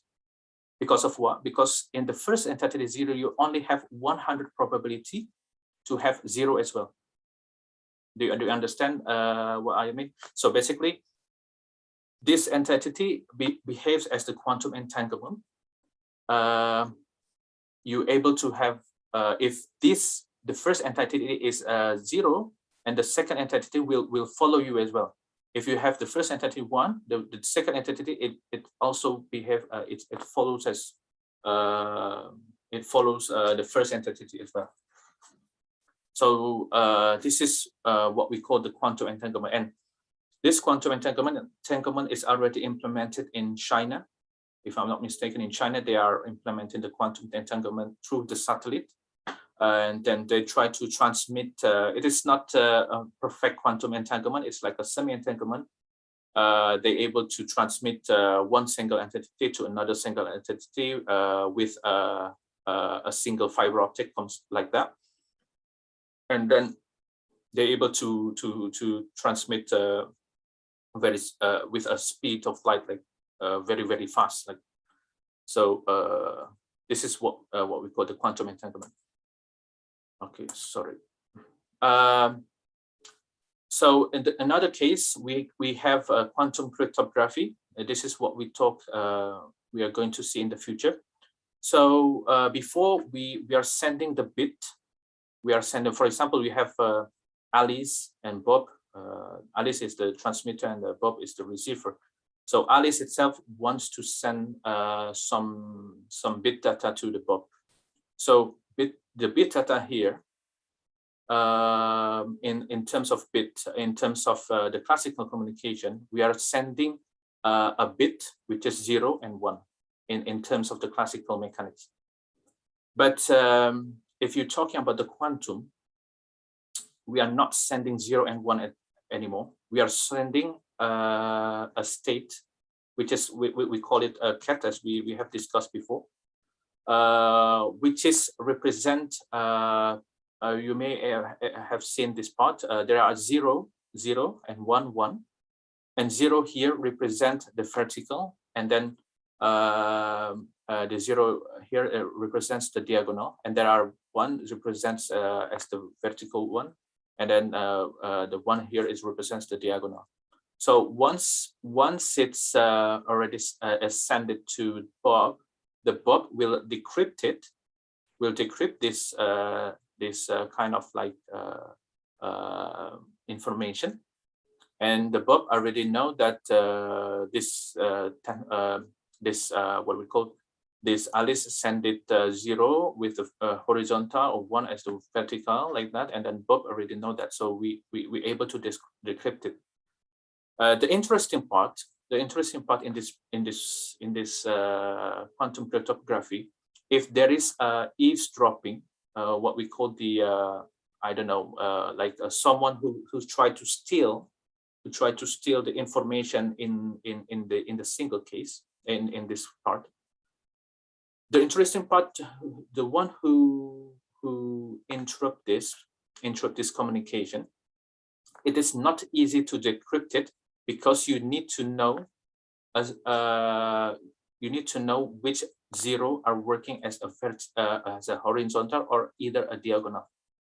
So the one who eavesdropping, who tried to steal the information, needs to have a priori knowledge to know which 0 are they working on. So this is kind of like a two steps working. So it's really hard to eavesdropping it. But in fact, Bob in here, they have some error part as well to decrypt it. But in the best practice that we learned that this Bob able to decrypt it with like a probability with more than 80%, if I'm not mistaken. So this going to be much. It's better to decrypt that for Bob anyway. So it is much easier.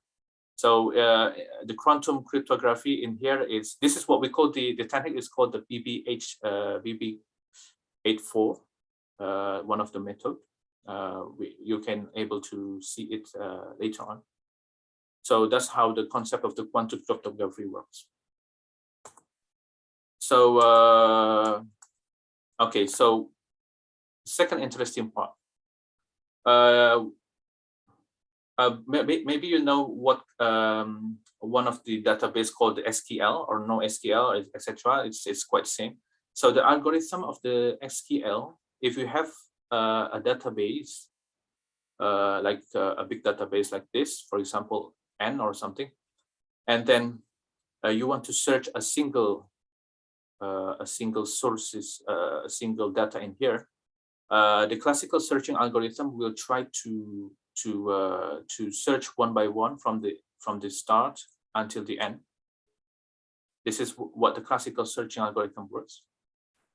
So if you have a large database, like for example, you have SQL, and then you have database like 1,000 or 1 million, this is going to takes lots of time.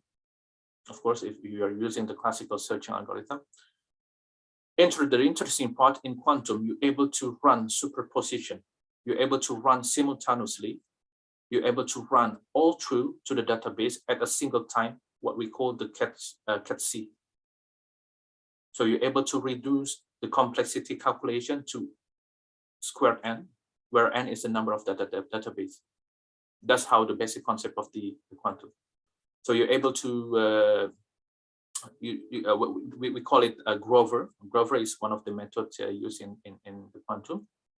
You're able to run this simultaneously, and then you're able to get the information of what you need. So I'm going to talk about Grover a little bit. This is quite mathematics, I'm sorry. Where we have two variables, oracle and diffuser. The oracle will remark the qubits, and diffusion will amplify the qubits. So the oracle here, they will remarking. This is how the Grover works. Yeah, this is how the Grover works. It will remark this kind of information, and then once it remarks, it will amplify the qubits. So it will amplify this information 2 times. So this information will be iterated one by one. It's still iterated through. But it's still reducing the complexity in terms of the classical one. So yeah, you're going to see diffusion like this, and then this is you're able to run the algorithm, the oracle algorithm, and then you run the diffuser. Once you already run it, I'm going to go back. You're able to have some iteration like this, where, for example, you have like a database. It is equal. But once you implement the oracle, that will remark minus, and then once you diffuse it, it's like the inversion operator. You're able to get the information value that you want. Once you iterate it a couple of times, you get the information correctly, and then this best practice really reduce compared with the classical one in terms of using the big database like SQL or SQL. Okay, so wow. Okay, so quantum machine learning now. Quantum machine learning, as I talked to you, probably you have heard the quantum annealing, where quantum annealing appears to solve the searching of global maxima and global minimum. So in terms of classical, there are some problem. If you want to search the minimum value of a large information where there is a x-axis and e-axis there. The classical algorithm probably cannot give you the information correctly. They will reach the local minimum and local maximum. But if you use a quantum computation, they able to reduce, not reducing, I mean, they give you an advantage to give the information correctly, which is the global maximum and the global minimum in this part, the target one. So, okay, so quantum neural networks, yeah, we are going to see the future of the neural networks. I think this is one of the technology that we are using currently to detect, to predict something, or probably Google Translate, I think, they're using the recurring neural networks as well. I'm not, if I'm not mistaken. So, well, we're going to see a new kind of methodology, which is called the quantum neural networks. The basic thing in the quantum is to replace the the classical perceptron, like the input E0 and then the weight as well. This could be replaced by the cat.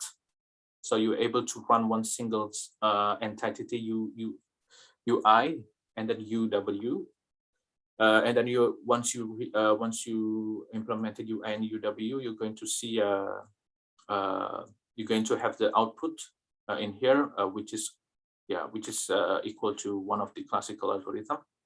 And then the best practice here, I'm not sure. Probably you're able to read one of the paper I mentioned here. There is some beneficial. They able to reduce like the complexity. I'm not sure how much, but it's quite large. And then wait, I need to go. In terms of quantum computing, okay, so this is quite interesting. We are going to see Internet of Things in the future, where multiple sensors are connected to the base transceiver station. There are 5G as well, who able to cop lots of users in the future. So they are much interesting part in the base transceiver station. This is the BTS, base transceiver station, the tower. So if you have like a multiple kind of users, the challenging here is to predict which active users are sending. So the BTS needs to know like priori knowledge to detect which users are sending. And this is really interesting because the equation here, it returns as a superposition of each user, which it is really hard to detect it. So in terms of classical, we are using the argmax maximum likelihood to detect that part. But in terms of quantum, there are single solution, which is called the Grover, as I mentioned, and then they're able to reduce the complexity. I forgot to mention, it is reducing from 2 power to k to k, where k is the number of users. So it's reduced really significantly to detect how many users are there. And then, yeah, it's really interesting to work on it. Okay, so this is my last presentation. I hope the time is really right. So Shor's, yeah. Honestly, the Shor's algorithm is not my main topic, but this is really interesting. I would like to ask you guys how to derive the prime factor of 5, 6, 3, 8, 9, 4, 9, 1, 10. How do you do that? In the classical communication, you're going to do it iteratively. Okay, you're going to do it iteratively. You need to run some code, and then you need to run like the prime factor, and then which prime factor are divided by that, and then etc. But in this is what we call the Shor's algorithm. We're able to run a superposition, which able to run simultaneously to detect how many prime vectors in there, using kind of like a Shor's algorithm to returns all the values in there. That's probably a brief information that I could inform. You may be able to see it in one of the information through the internet. But the Shor algorithm is raised by the researcher in the 21st century right now. It is still there, and then he's still working on it. And then this is really advanced solution in the future. So I think that's all for me. I think the time, is it extended, or I'm not sure. Okay, thank you very much for your attention. Okay, thank you very much, Mr. Idam. Yeah, it's an on-time presentation, so it's really good, your time management. Okay, it was a very interesting presentation. And now, ladies and gentlemen, we are at the Q&A session of plenary session 1. I would like to invite the audiences to give question to the presenter. The question could deliver directly through our chat column with format mention your name, your affiliation, and question. Okay, we already had several questions. Okay, the first question is from Mia Kartika from Universitas Teknokrat Indonesia. Okay, the question is, how can you say about quantum technology in helping the higher education lecturers and students in the future? So it's like the present we are doing online learning, but what about in the future from the quantum technology point of view? Okay, please, Mr. Idam.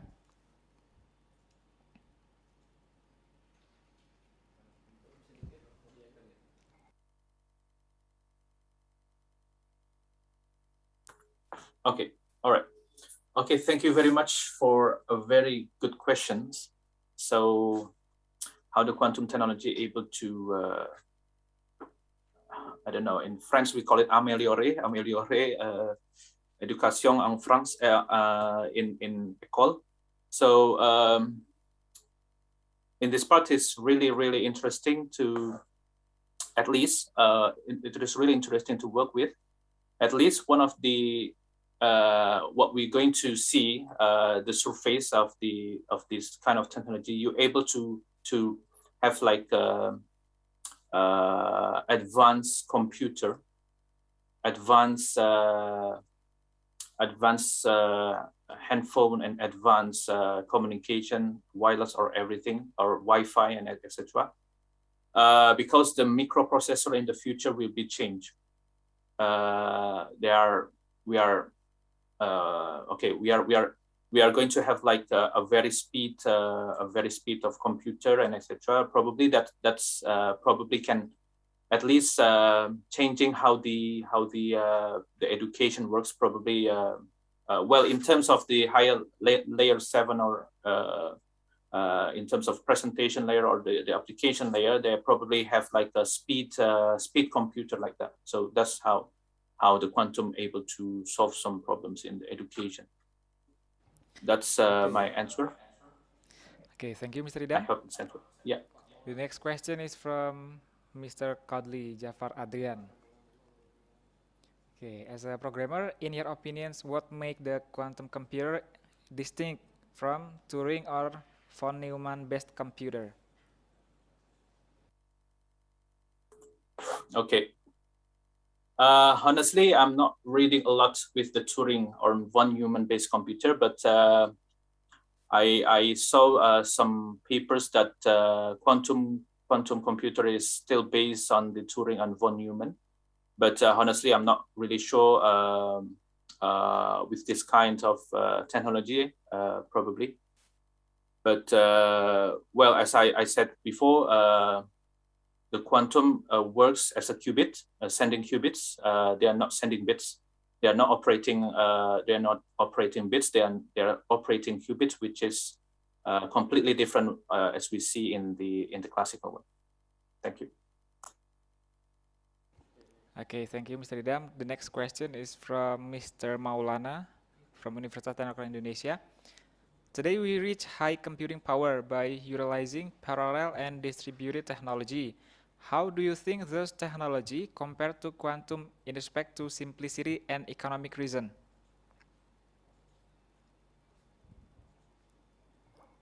Yeah, please, Mr. Idam.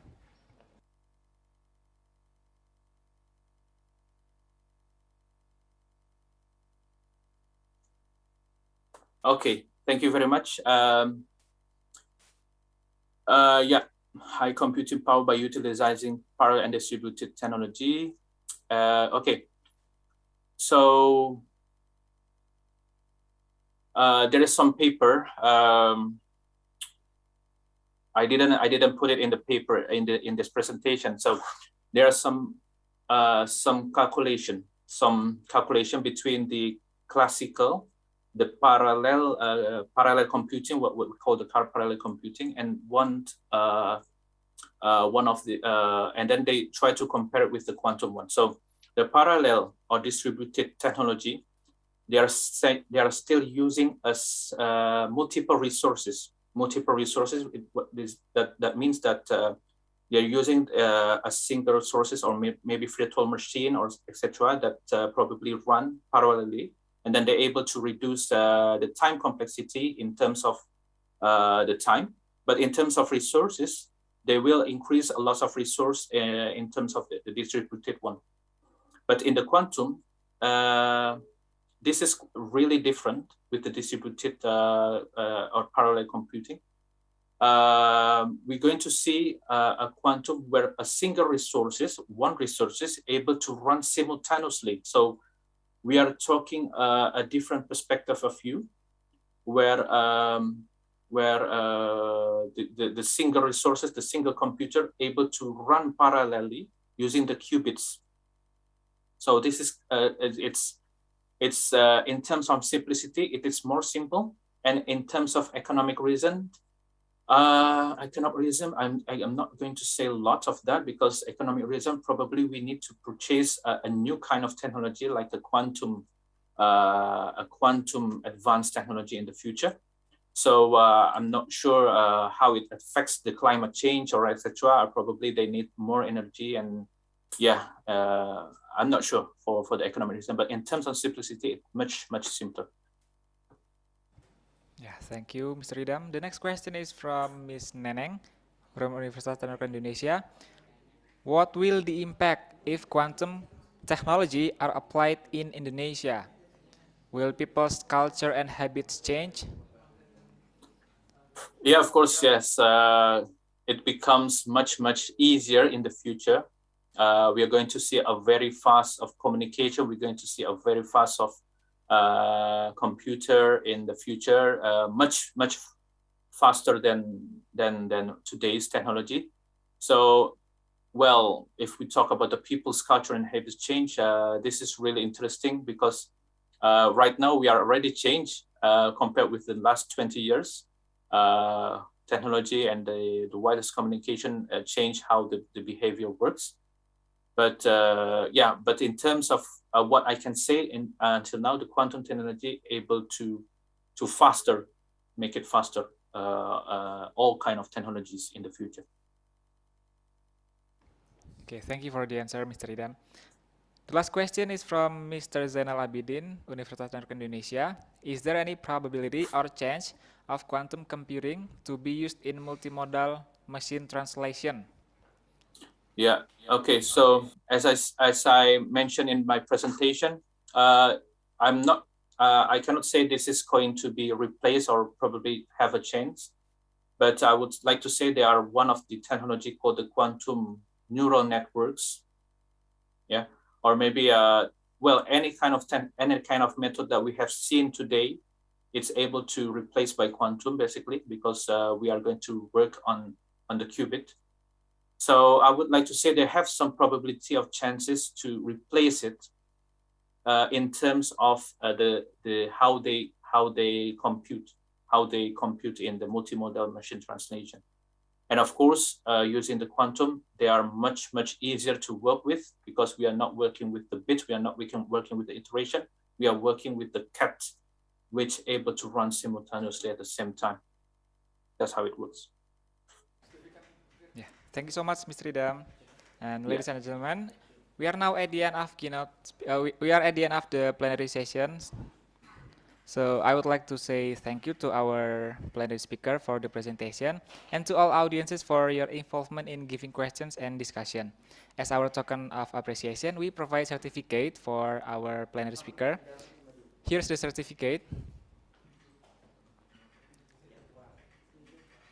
Yeah, thank you so much, Mr. Idam, for giving such a valuable insight, and hopefully we can meet again on another occasion. Thank you so much, Mr. Idam. Thank you too to everyone.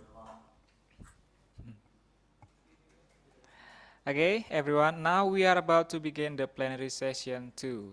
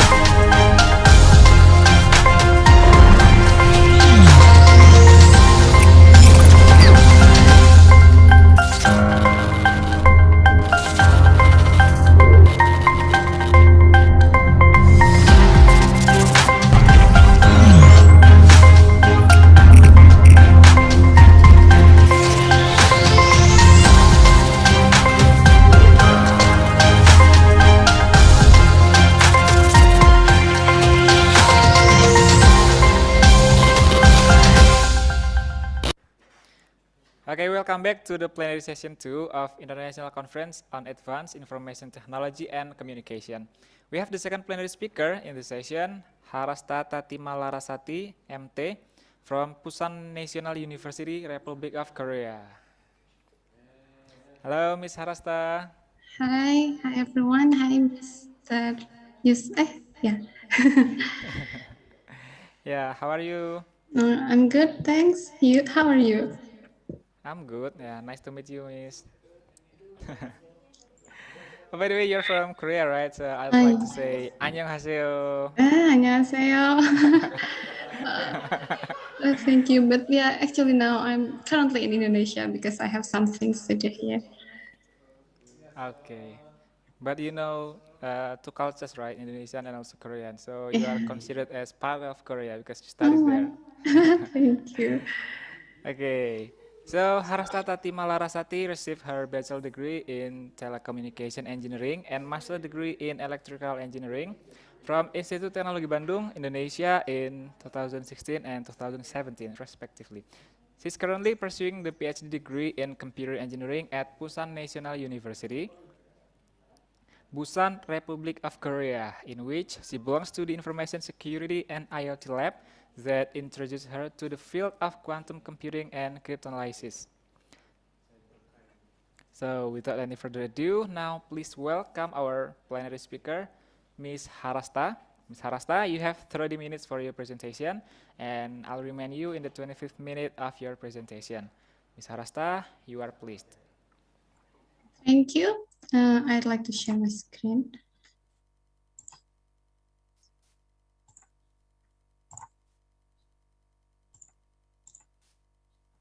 Okay, good morning, ladies and gentlemen. I will present a little bit about what we have been doing in our lab. I'm Harasta from Busan National University from the Information Security and IoT Lab. And previously, Mr. Idam has already give a very insightful overview of the quantum computing. So maybe I will just serve like a complement and will be quite focused on the quantum cryptanalysis. So the outline of this presentation is I'm going to talk a little bit about the motivation behind quantum computing, which already been talked a little bit by Mr. Idam. And then I will give a brief introduction to quantum computing, and then move to the quantum cryptanalysis, mostly on Shor's algorithm. And I will give an example of Shor's algorithm, which have been built in our lab. So the motivation behind quantum computation is there are some of them. Two of them has already been previously presented by Mr. Idam about the device miniaturization and the potential computation speed up of quantum computation. But there are one thing that it's not, maybe people are saying it is like quite counterintuitive, because quantum computing is supposedly to make our lives better, right? But in this case, quantum computers actually can destroy internet security. So this is actually like counterproductive to what we want to have from quantum computing. But let's see. For the device miniaturization, then if we see from the Moore's law, the number of transistors are actually larger, and yeah, we have a higher transistor count over the years until like 2016. The number of transistors are enlarging, or we can pack many number of transistors in one chip, but the size is not getting larger, but it's getting smaller. So what we can confer from that is that the advancement of technology has made the devices and the electrical components getting smaller and smaller. The miniaturization means that the trend to manufacture ever smaller mechanical and optical and electronic products and devices will, at the end, will make the computer be the size of individual atoms. If the size is only as large as individual atoms, it means that the classical physics that we know is not the one governing the computations anymore. But instead of that, we will need to have the fundamentals of quantum mechanics playing here. So what we can see from this effect or of this phenomena is that if we still want to compress, if we want to make smaller and smaller chips, in the end, sooner or later, we will deal with quantum mechanics. And another case that we can see from the quantum computer is another motivation is the potential computation speed up. This is the slide I take from the Airbus. Quantum computers, if people already know that it can make computations better, but what kind of computations? Some of them are to resolve complex computational challenges, which currently cannot be executed by the classical computers due to the very large resource that we need to perform these complex computational challenges, and to improve cryptographic algorithms, to debug millions lines of code and advancing machine learning and speeding up design and simulations. And also, if we look into the other part, actually, a quantum computation can really affect many parts of our lives. For example, for the medicine and materials, if we use, if people dealing in this field know that the simulation or how to make the chemical, simulate the chemical reactions and other, it really requires large resources because they need to simulate many aspects and many parameters, and it will make the resource so large, and it's really hard to be to make large computation using this classical hardware that we have now. But in quantum computation, we can use it to advance the medicine and materials and other aspects like supply chains, financial services, cloud services, and also AI. But what I will be focusing in is this one. Is it really, can quantum computers break the existing crypto system? If we see from this table, there are cryptographic algorithms that we use without we realize it or not. We use this in everyday part of our lives. When we are browsing, when we are using the laptop and connecting to the internet, all of them, we are using these cryptographic algorithms to make our connection secure. For example, like this, for the symmetric cryptography, we have AES and SHA for the encryption and hash functions and other. And mostly for the public key crypto systems, we always use for like communication. Even the blockchain also use that, the ECDSA. This part of the public key crypto systems, this is the existing cryptographic algorithm that makes our internet secure, that makes adversary cannot look into what our conversations. So if we see the impact from large-scale quantum computers, if the quantum computers is already built, like the full-fledged one is already built, for AES and SHA, it still can be used, but we will require larger key size and larger output for the hash functions. But in case of public key crypto systems, it's worse, because in this case, it can be said that it's no longer secure, because quantum computers can break that crypto system, but with the note that the quantum, we need to have a fully working quantum computer, which is not the case for now.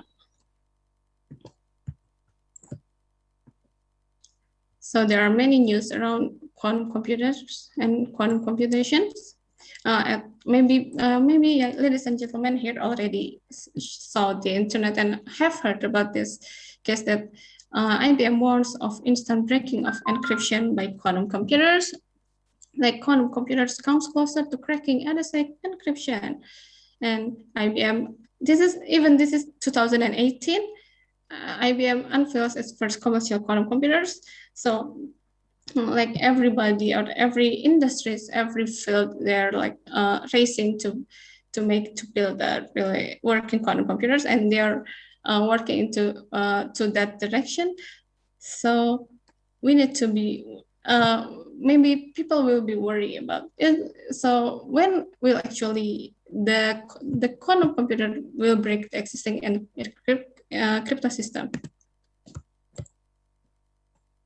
But if this is just example, not example. Yeah, this is the example of the quantum cryptosis. Sorry. Can I make this? Sorry. Can I make this this presentation full screen, because the Zoom is the Zoom panel is blocking the PPT. Can I make this full screen? Okay. Sorry for the disturbance. So if we see the quantum computers today, if you maybe people have already seen this large block. Some people think that this is the quantum computer, but no, actually the quantum computer itself is only like the only smallest part, which is this one. This is one chip, and the other one is the dilution refrigerator to make the temperature very, very low, because quantum computers like this one, this is based on superconducting qubit. It can only run in a very, very low temperature. So if we see in this case, actually not all of this is like we have the microwave line for the input and for the signal amplified, because they are so small, and then the quantum amplifier and the cryoprom shield. This is the one to make to shield the qubits, or to shield the qubits or the chips from the outside attenuation.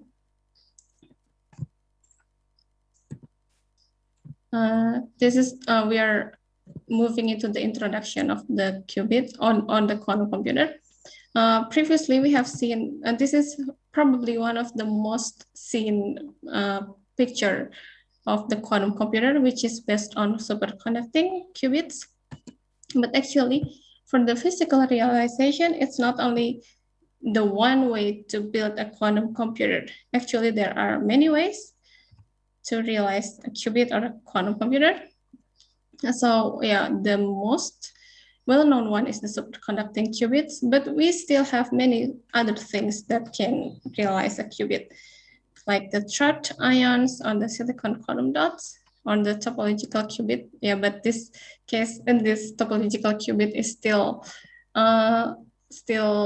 like, I not really know whether it can be done or not.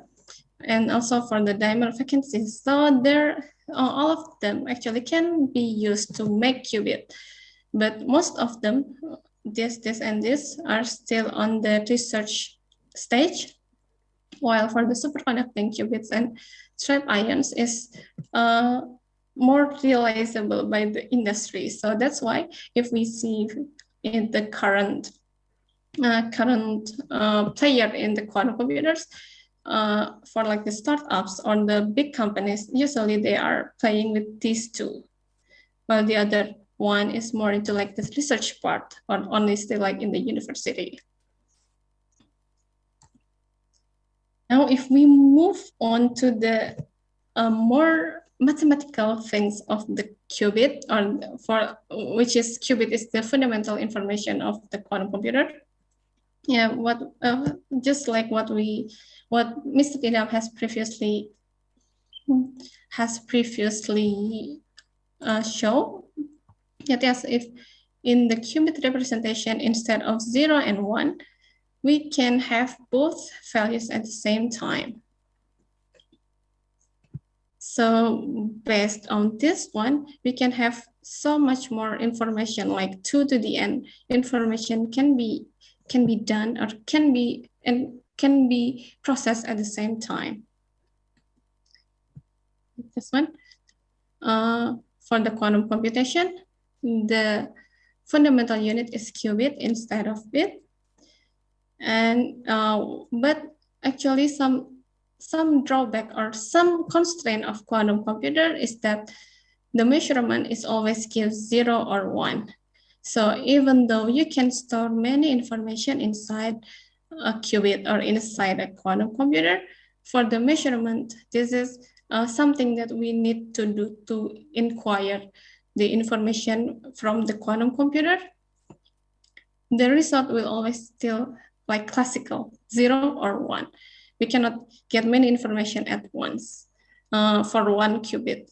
So that's why we need to find the appropriate or the proper algorithms that can utilize that can run through this drawback. For how actually quantum computers perform the computation. This is the difference between the quantum computer and the classical computation. For the classical computation, like in the left part of this slide, now we have some logical gates really put into the chips. We have, like, for example, like for the simple logic like XOR and OR, it's really some chips or some IC like put some digital logic really put into the chips. So we put this part, and then we specify which is the input and which are the output and the connection between them.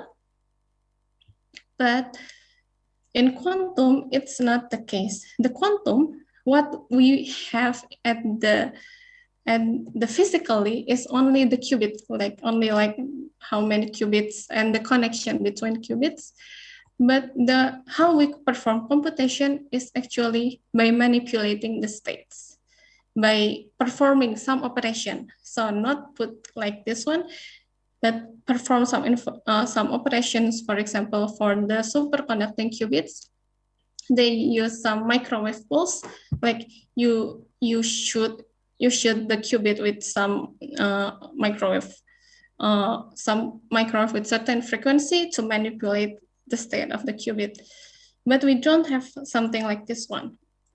So if people have heard about quantum circuit, actually it's not something like this one, not like something in this left part, but it's a definition of operation that we need to run on the quantum computer.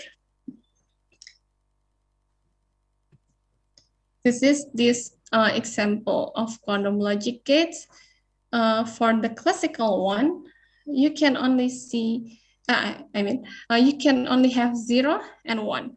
So the information that you can store is only like 0, 1, 0, 1, 0, 1, and so forth. But in quantum computer, and this is a Bloch sphere, which is usually used to visualize or to make it easier to understand the process in the quantum computation. For quantum, instead of 0 and 1, you can put your information anywhere within this Bloch sphere, within the skin of this Bloch sphere. So that's why your information is large. And what happens if you have this one? If you have XOR gate and AND gate, you will specify the input and the output. But for this one, for example, we have X gate. X gate in quantum is actually like the bit flip in the classical computation. So bit flip is 0 to 1 and 1 to 0.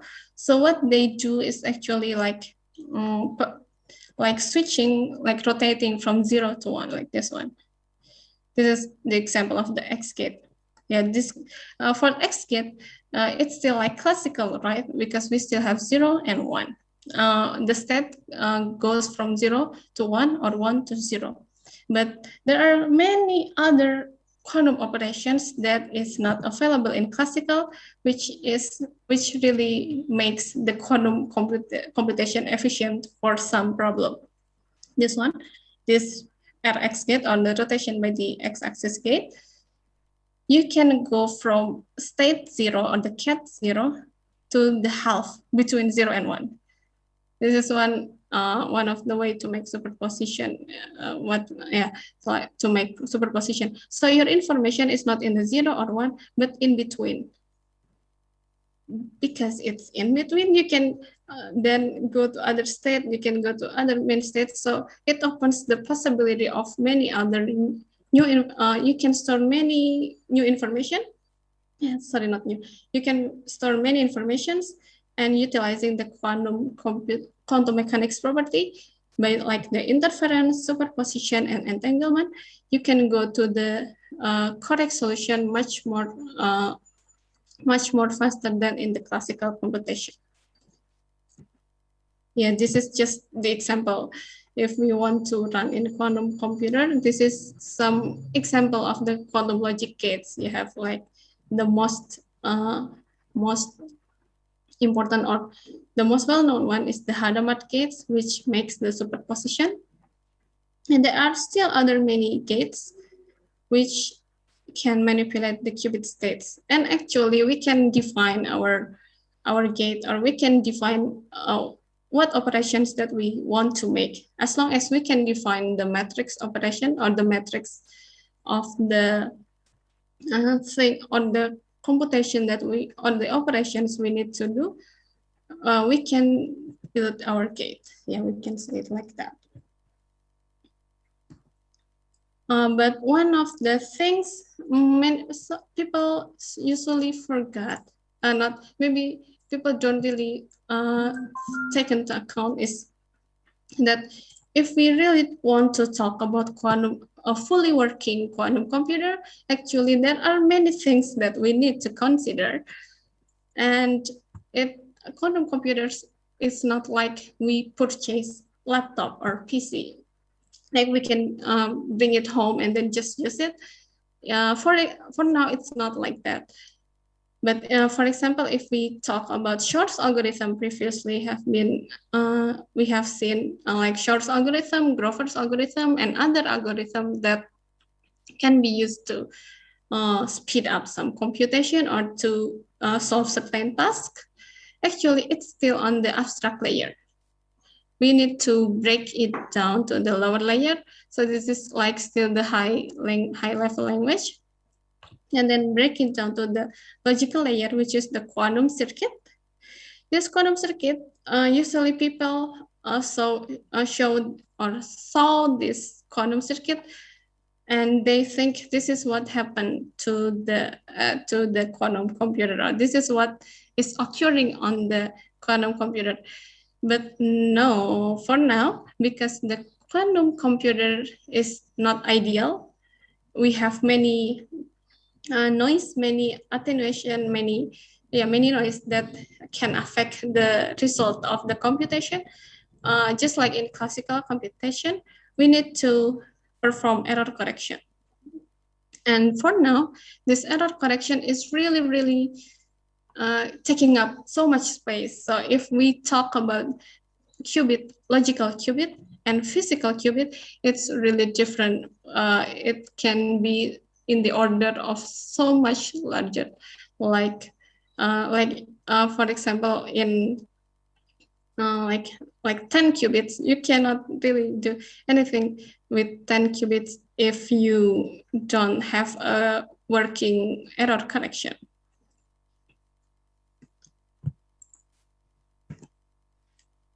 So for achieving a full-fledged quantum computer, this is one of the example from the IBM Quantum.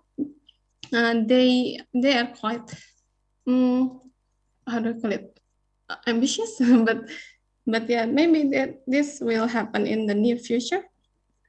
Their development roadmap is for the next years, they will be able to simulate or to run finance certain tasks or machine learning tasks, optimization, and other on a real quantum computers. And the model surfaces not only on like the small application modules that we have now in the quantum computer simulators or quantum computers from IBM. So this is the quantum system that they have.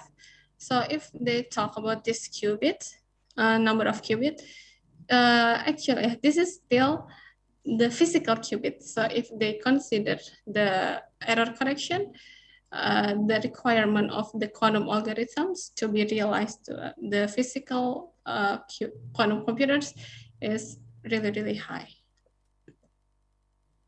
This is just like example. Yeah, with the number of physical qubits, it will be depending on the physical error rate.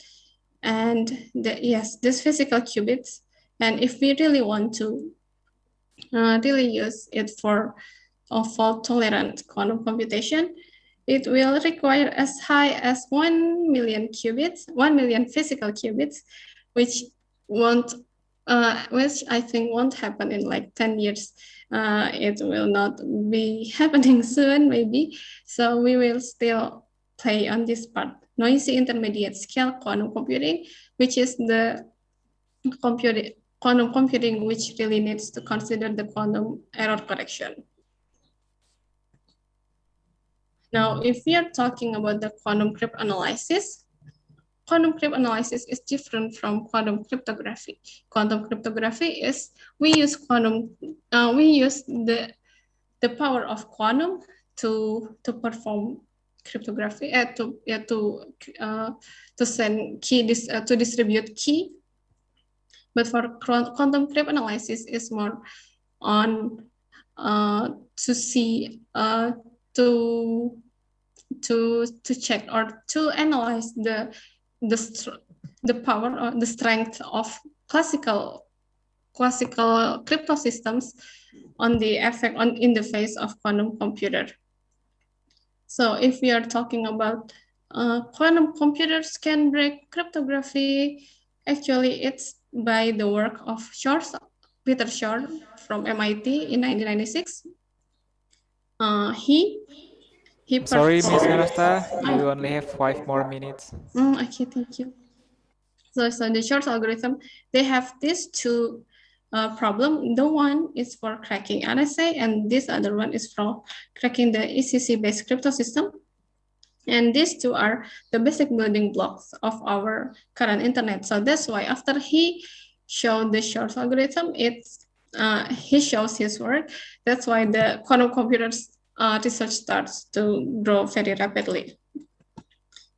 And this just like the circuit. This is very the detail of the logical circuit of how to crack RSA and crack ECC, and like the resource estimate comparison.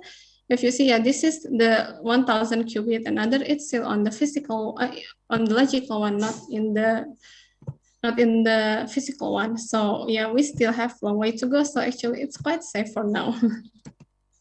And this is just this is example of how to build the circuit, the logical circuit in the quantum simulator. This is what we have done in the lab. So like to make the modular exponentiation, which is the base, the circuit to crack the RSA. We through some like this is like this one, making into the modular adder, modular multiplier, and exponentiation. This is just, I will just show how to construct it, and using Qiskit in our lab. We use Qiskit in our lab.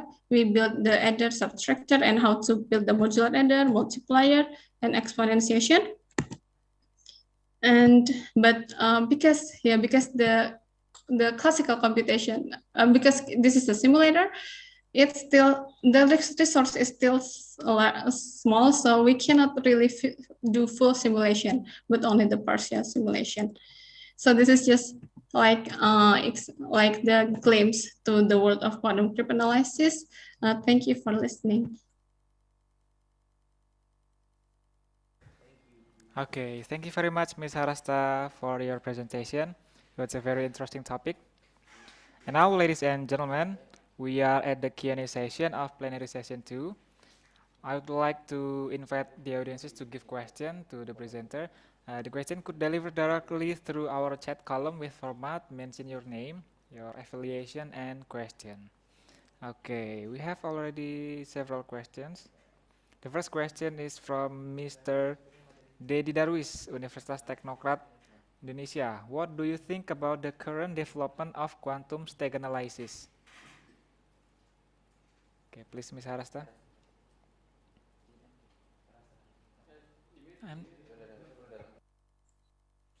Thank you.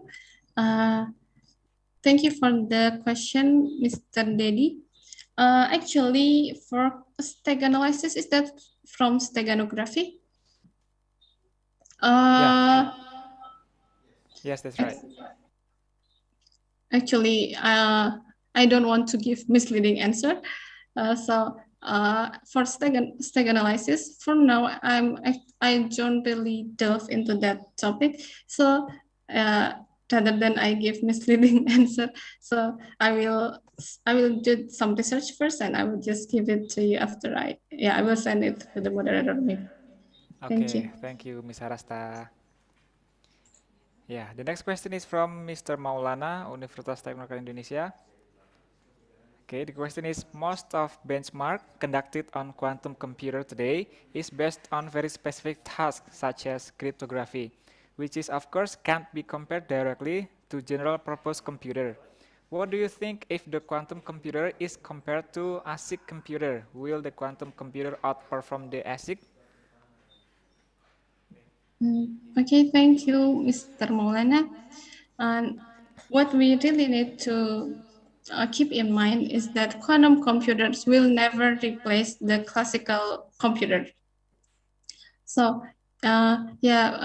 because yes, quantum computer will not replace general purpose computer because quantum computer only is suitable for certain tasks which can utilize the power of quantum mechanics, which is the superposition, interference, and the other one, entanglement. So that's why we will not compare directly between the general purpose computer and the quantum computer. Which is also, what do you think if the quantum computer is compared with the quantum computer outperforms? Yes, for certain tasks, but for ASIC, I don't think so, because I think it's really a different task, because ASIC is, it's already programmed, right? Not programmed. Yeah, it's like the instruction is already like specific, very specific, like, so yeah, it will not outperform other, but it will complement. So actually, for example, like the Shor's algorithm, only certain part, only partial part is done on the quantum computer. The result will then be post-processed on the classical computer. So it's more like complement rather than like competitive. Thank you. Yeah, thank you for the answer, Ms. Harasta. Yeah, the next question is from Ms. Kumala Chandra Devanka, Universitas Teknokrat Indonesia. The question is, in the point of view of cryptanalysis, how can you say about data thefting of our private data we use for banking matter? Because there is some issue that our private data is used for other activity without permission, such as scamming promotion. Okay, that's the question. Thank you for the question, Ms. Kumala. For the cryptanalysis, what about data thefting? Yeah, that's a good question. Wait, I am going to think for a moment. For the cryptanalysis, in that field, actually, cryptanalysis is more about to analyze the resource that we require to break the current crypto system. So actually, it's a little bit different about the data used for permission, because for that, it's more into the privacy issue, right? So for the data thefting, data thefting is not for, I mean, it's not because of, because it's the privacy issue. For example, like even in here now, in our, even when we sign up to the some application, or we do click on the consent, they take the data and then they use it maybe for advertisement and other. So yeah, it's not for the quantum cryptanalysis. It's different, but it's more into the privacy issue, I think. Thank you. Thank you for the answer, Ms. Harasta. Okay. The next question is from Ms. Neneng, Universitas Teknokrat Indonesia. How to apply quantum computers in supply chain management? Sorry. Thank you for the question. To apply quantum computers in the supply chain management, for the really detailed implementation, for now I cannot say in detail, but for quantum computers in supply chain, actually it's more like to speed up some process in maybe if you need, this is just my example. So for the very specific, for the accurate one, maybe it's not very, very accurate, but it will touch the detail. For example, for the supply chain management, you need to simulate like for example, like TSP or traveling salesman problem or other optimization problem. You can use like quantum machine learning. You can use quantum-based algorithm to speed up the process to get the more satisfying answer. Maybe something like that. Thank you for the answer, Ms. Harasta. And this is the last question for this session. It's coming from Mr. Chun Fang from NTU. Yeah, as I know that quantum CPU will have efficiency and heating problems of its own. The question is how to overcome the heating problem. Thank you for the question. For the quantum CPU will have efficiency and heating problems of its own. Yes, that's really correct. So this is just my view, my perspective. Yes, but that is because now we are still on the really early stage of development, even though it has been like going rapidly in the past 5 years. But in my personal opinion, it's still really like in the early stage of the development, and so that's why for the problem like efficiency and heating problem, yes, that is very much exist. And how to overcome the heating problem? Because I'm playing on the higher part, the logical layer. Actually, I'm not really sure about the detail for the technical implementation in the physical qubits, because that's outside of my main topic, outside of my topic. So for the detailed answers, I cannot answer that. But yeah, what I only can say is that because it's still on the very early stage, so maybe they will, the researchers are still going through that, and maybe we can say that can be solved maybe in the maybe next 5 or 10 years. Thank you. Okay, thank you for the answer, Ms. Harasta. Okay, ladies and gentlemen, we are now at the end of the plenary session. I would like to say thank you to our plenary speaker, Ms. Harasta, for the presentation, and to all our audiences for your involvement in giving questions and discussion. As our token of appreciation, we provide certificate for our plenary speaker. Here is the certificate. Thank you. Okay, thank you so much, Ms. Harasta, for giving such a valuable knowledge. And hopefully we can meet again on another occasion. Thank you so much, Ms. Harasta. Thank you. Well, that was the plenary session 1 and 2. Thank you very much to all plenary speakers and all audiences. And now, back to the main room with our host, Mr. Peter Muhammad, and wassalamualaikum warahmatullahi wabarakatuh.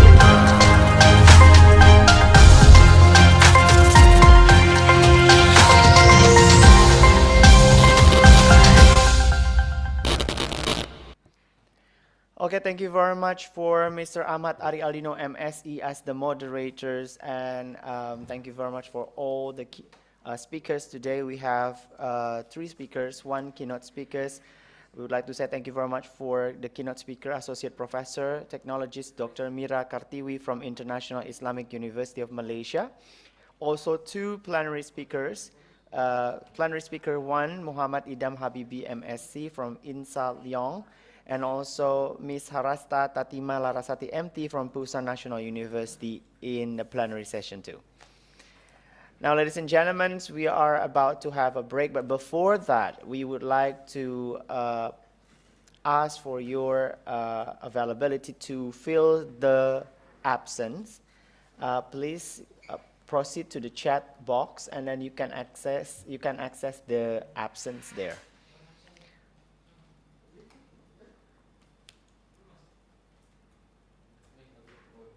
Okay, we have sent you in the chat box for the link to the absence or the attendant list that you can fill before you before we continue for another session, which is actually the parallel sessions at 1 p.m. Indonesian time.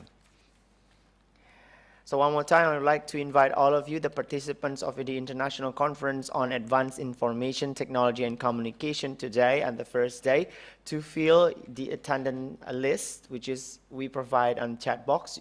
You may access the link and then write down the data that is needed for your attendant list. Well, that's all for the plenary session 1 and 2, and also the keynote session for this morning. We will back again at the main room at 1 p.m. Indonesian time for the parallel session 1. So one more time, we would like to remind all of you to fill the attendant list that we provide the link on your chat box, in the chat box that you can access, and then see you at 1 p.m. Wassalamualaikum warahmatullahi wabarakatuh.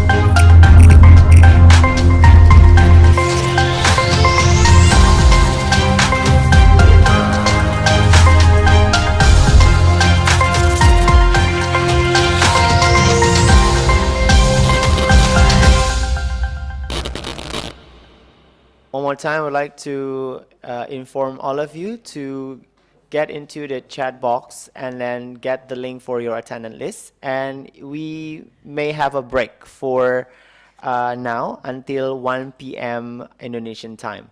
So this is actually the break time. So you may leave the main room and then go back again to the main room at 1 p.m. and then we proceed for a parallel session.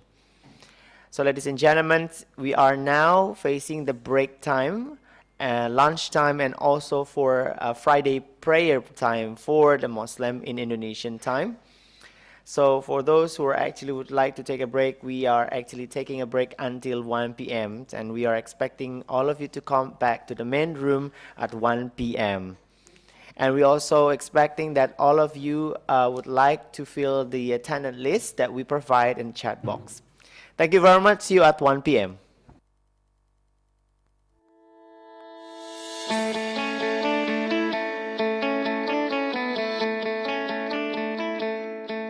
Lampung, the Treasures of Sumatra, is a province that becomes the gateway to the Sumatra Island. Lampung has 2 municipalities and 13 districts, consisting of 234 sub-districts. The province, with an area of 35,587 kilometer squares, owns millions of extraordinary natural beauty. Education in Lampung province is also highly considered and colored by the existence of Universitas Teknokrat Indonesia. Universitas Teknokrat Indonesia has 3 faculties and 12 study programs.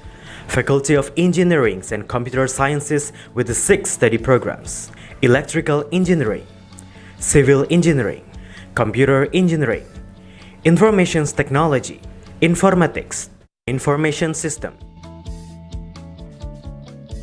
Faculty of Economics and Business with 2 study programs: Management and Accounting.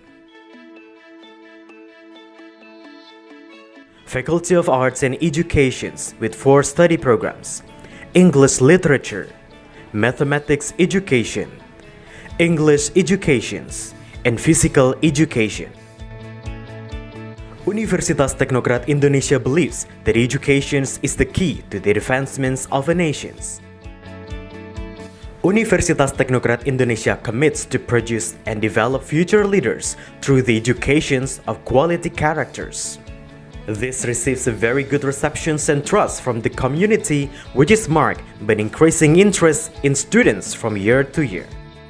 Our outstanding quality of education is also recognized by National Accreditation Board for Higher Education by obtaining institutional accreditations of baik sekali or very good level. International partnership to top universities around the world are also initiated to support the visions of the university. Universitas Teknokrat Indonesia also prepares the students to face the globalization's era through the use of digital technology. Universitas Teknokrat Indonesia has a number of representative facilities provided to support the learning process, such as comfortable classroom, laboratories, information technology, and the internet. Our vision is to be an excellent university in Sumatra with international standard and able to play an active role in nation building through 3 pillars of higher education, comprising education, research, and community service. We have graduated outstanding students who can be accepted in state agencies and other large companies. At Universitas Teknokrat Indonesia, the students and lecturers are encouraged to create and innovate by creating products and services that benefit the community through research activities and community services. In an effort to achieve its visions and missions, the academics of Universitas Teknokrat Indonesia are guided by the organizational culture values of discipline, quality, creative, and innovative. To support the quality of learning processes, we have very complete and sophisticated facilities, including digital-based smart classroom, hotspot in campus area, sport facilities, auditorium, and students' hall. Come and be a part of us, the campus of champion, Universitas Teknokrat Indonesia.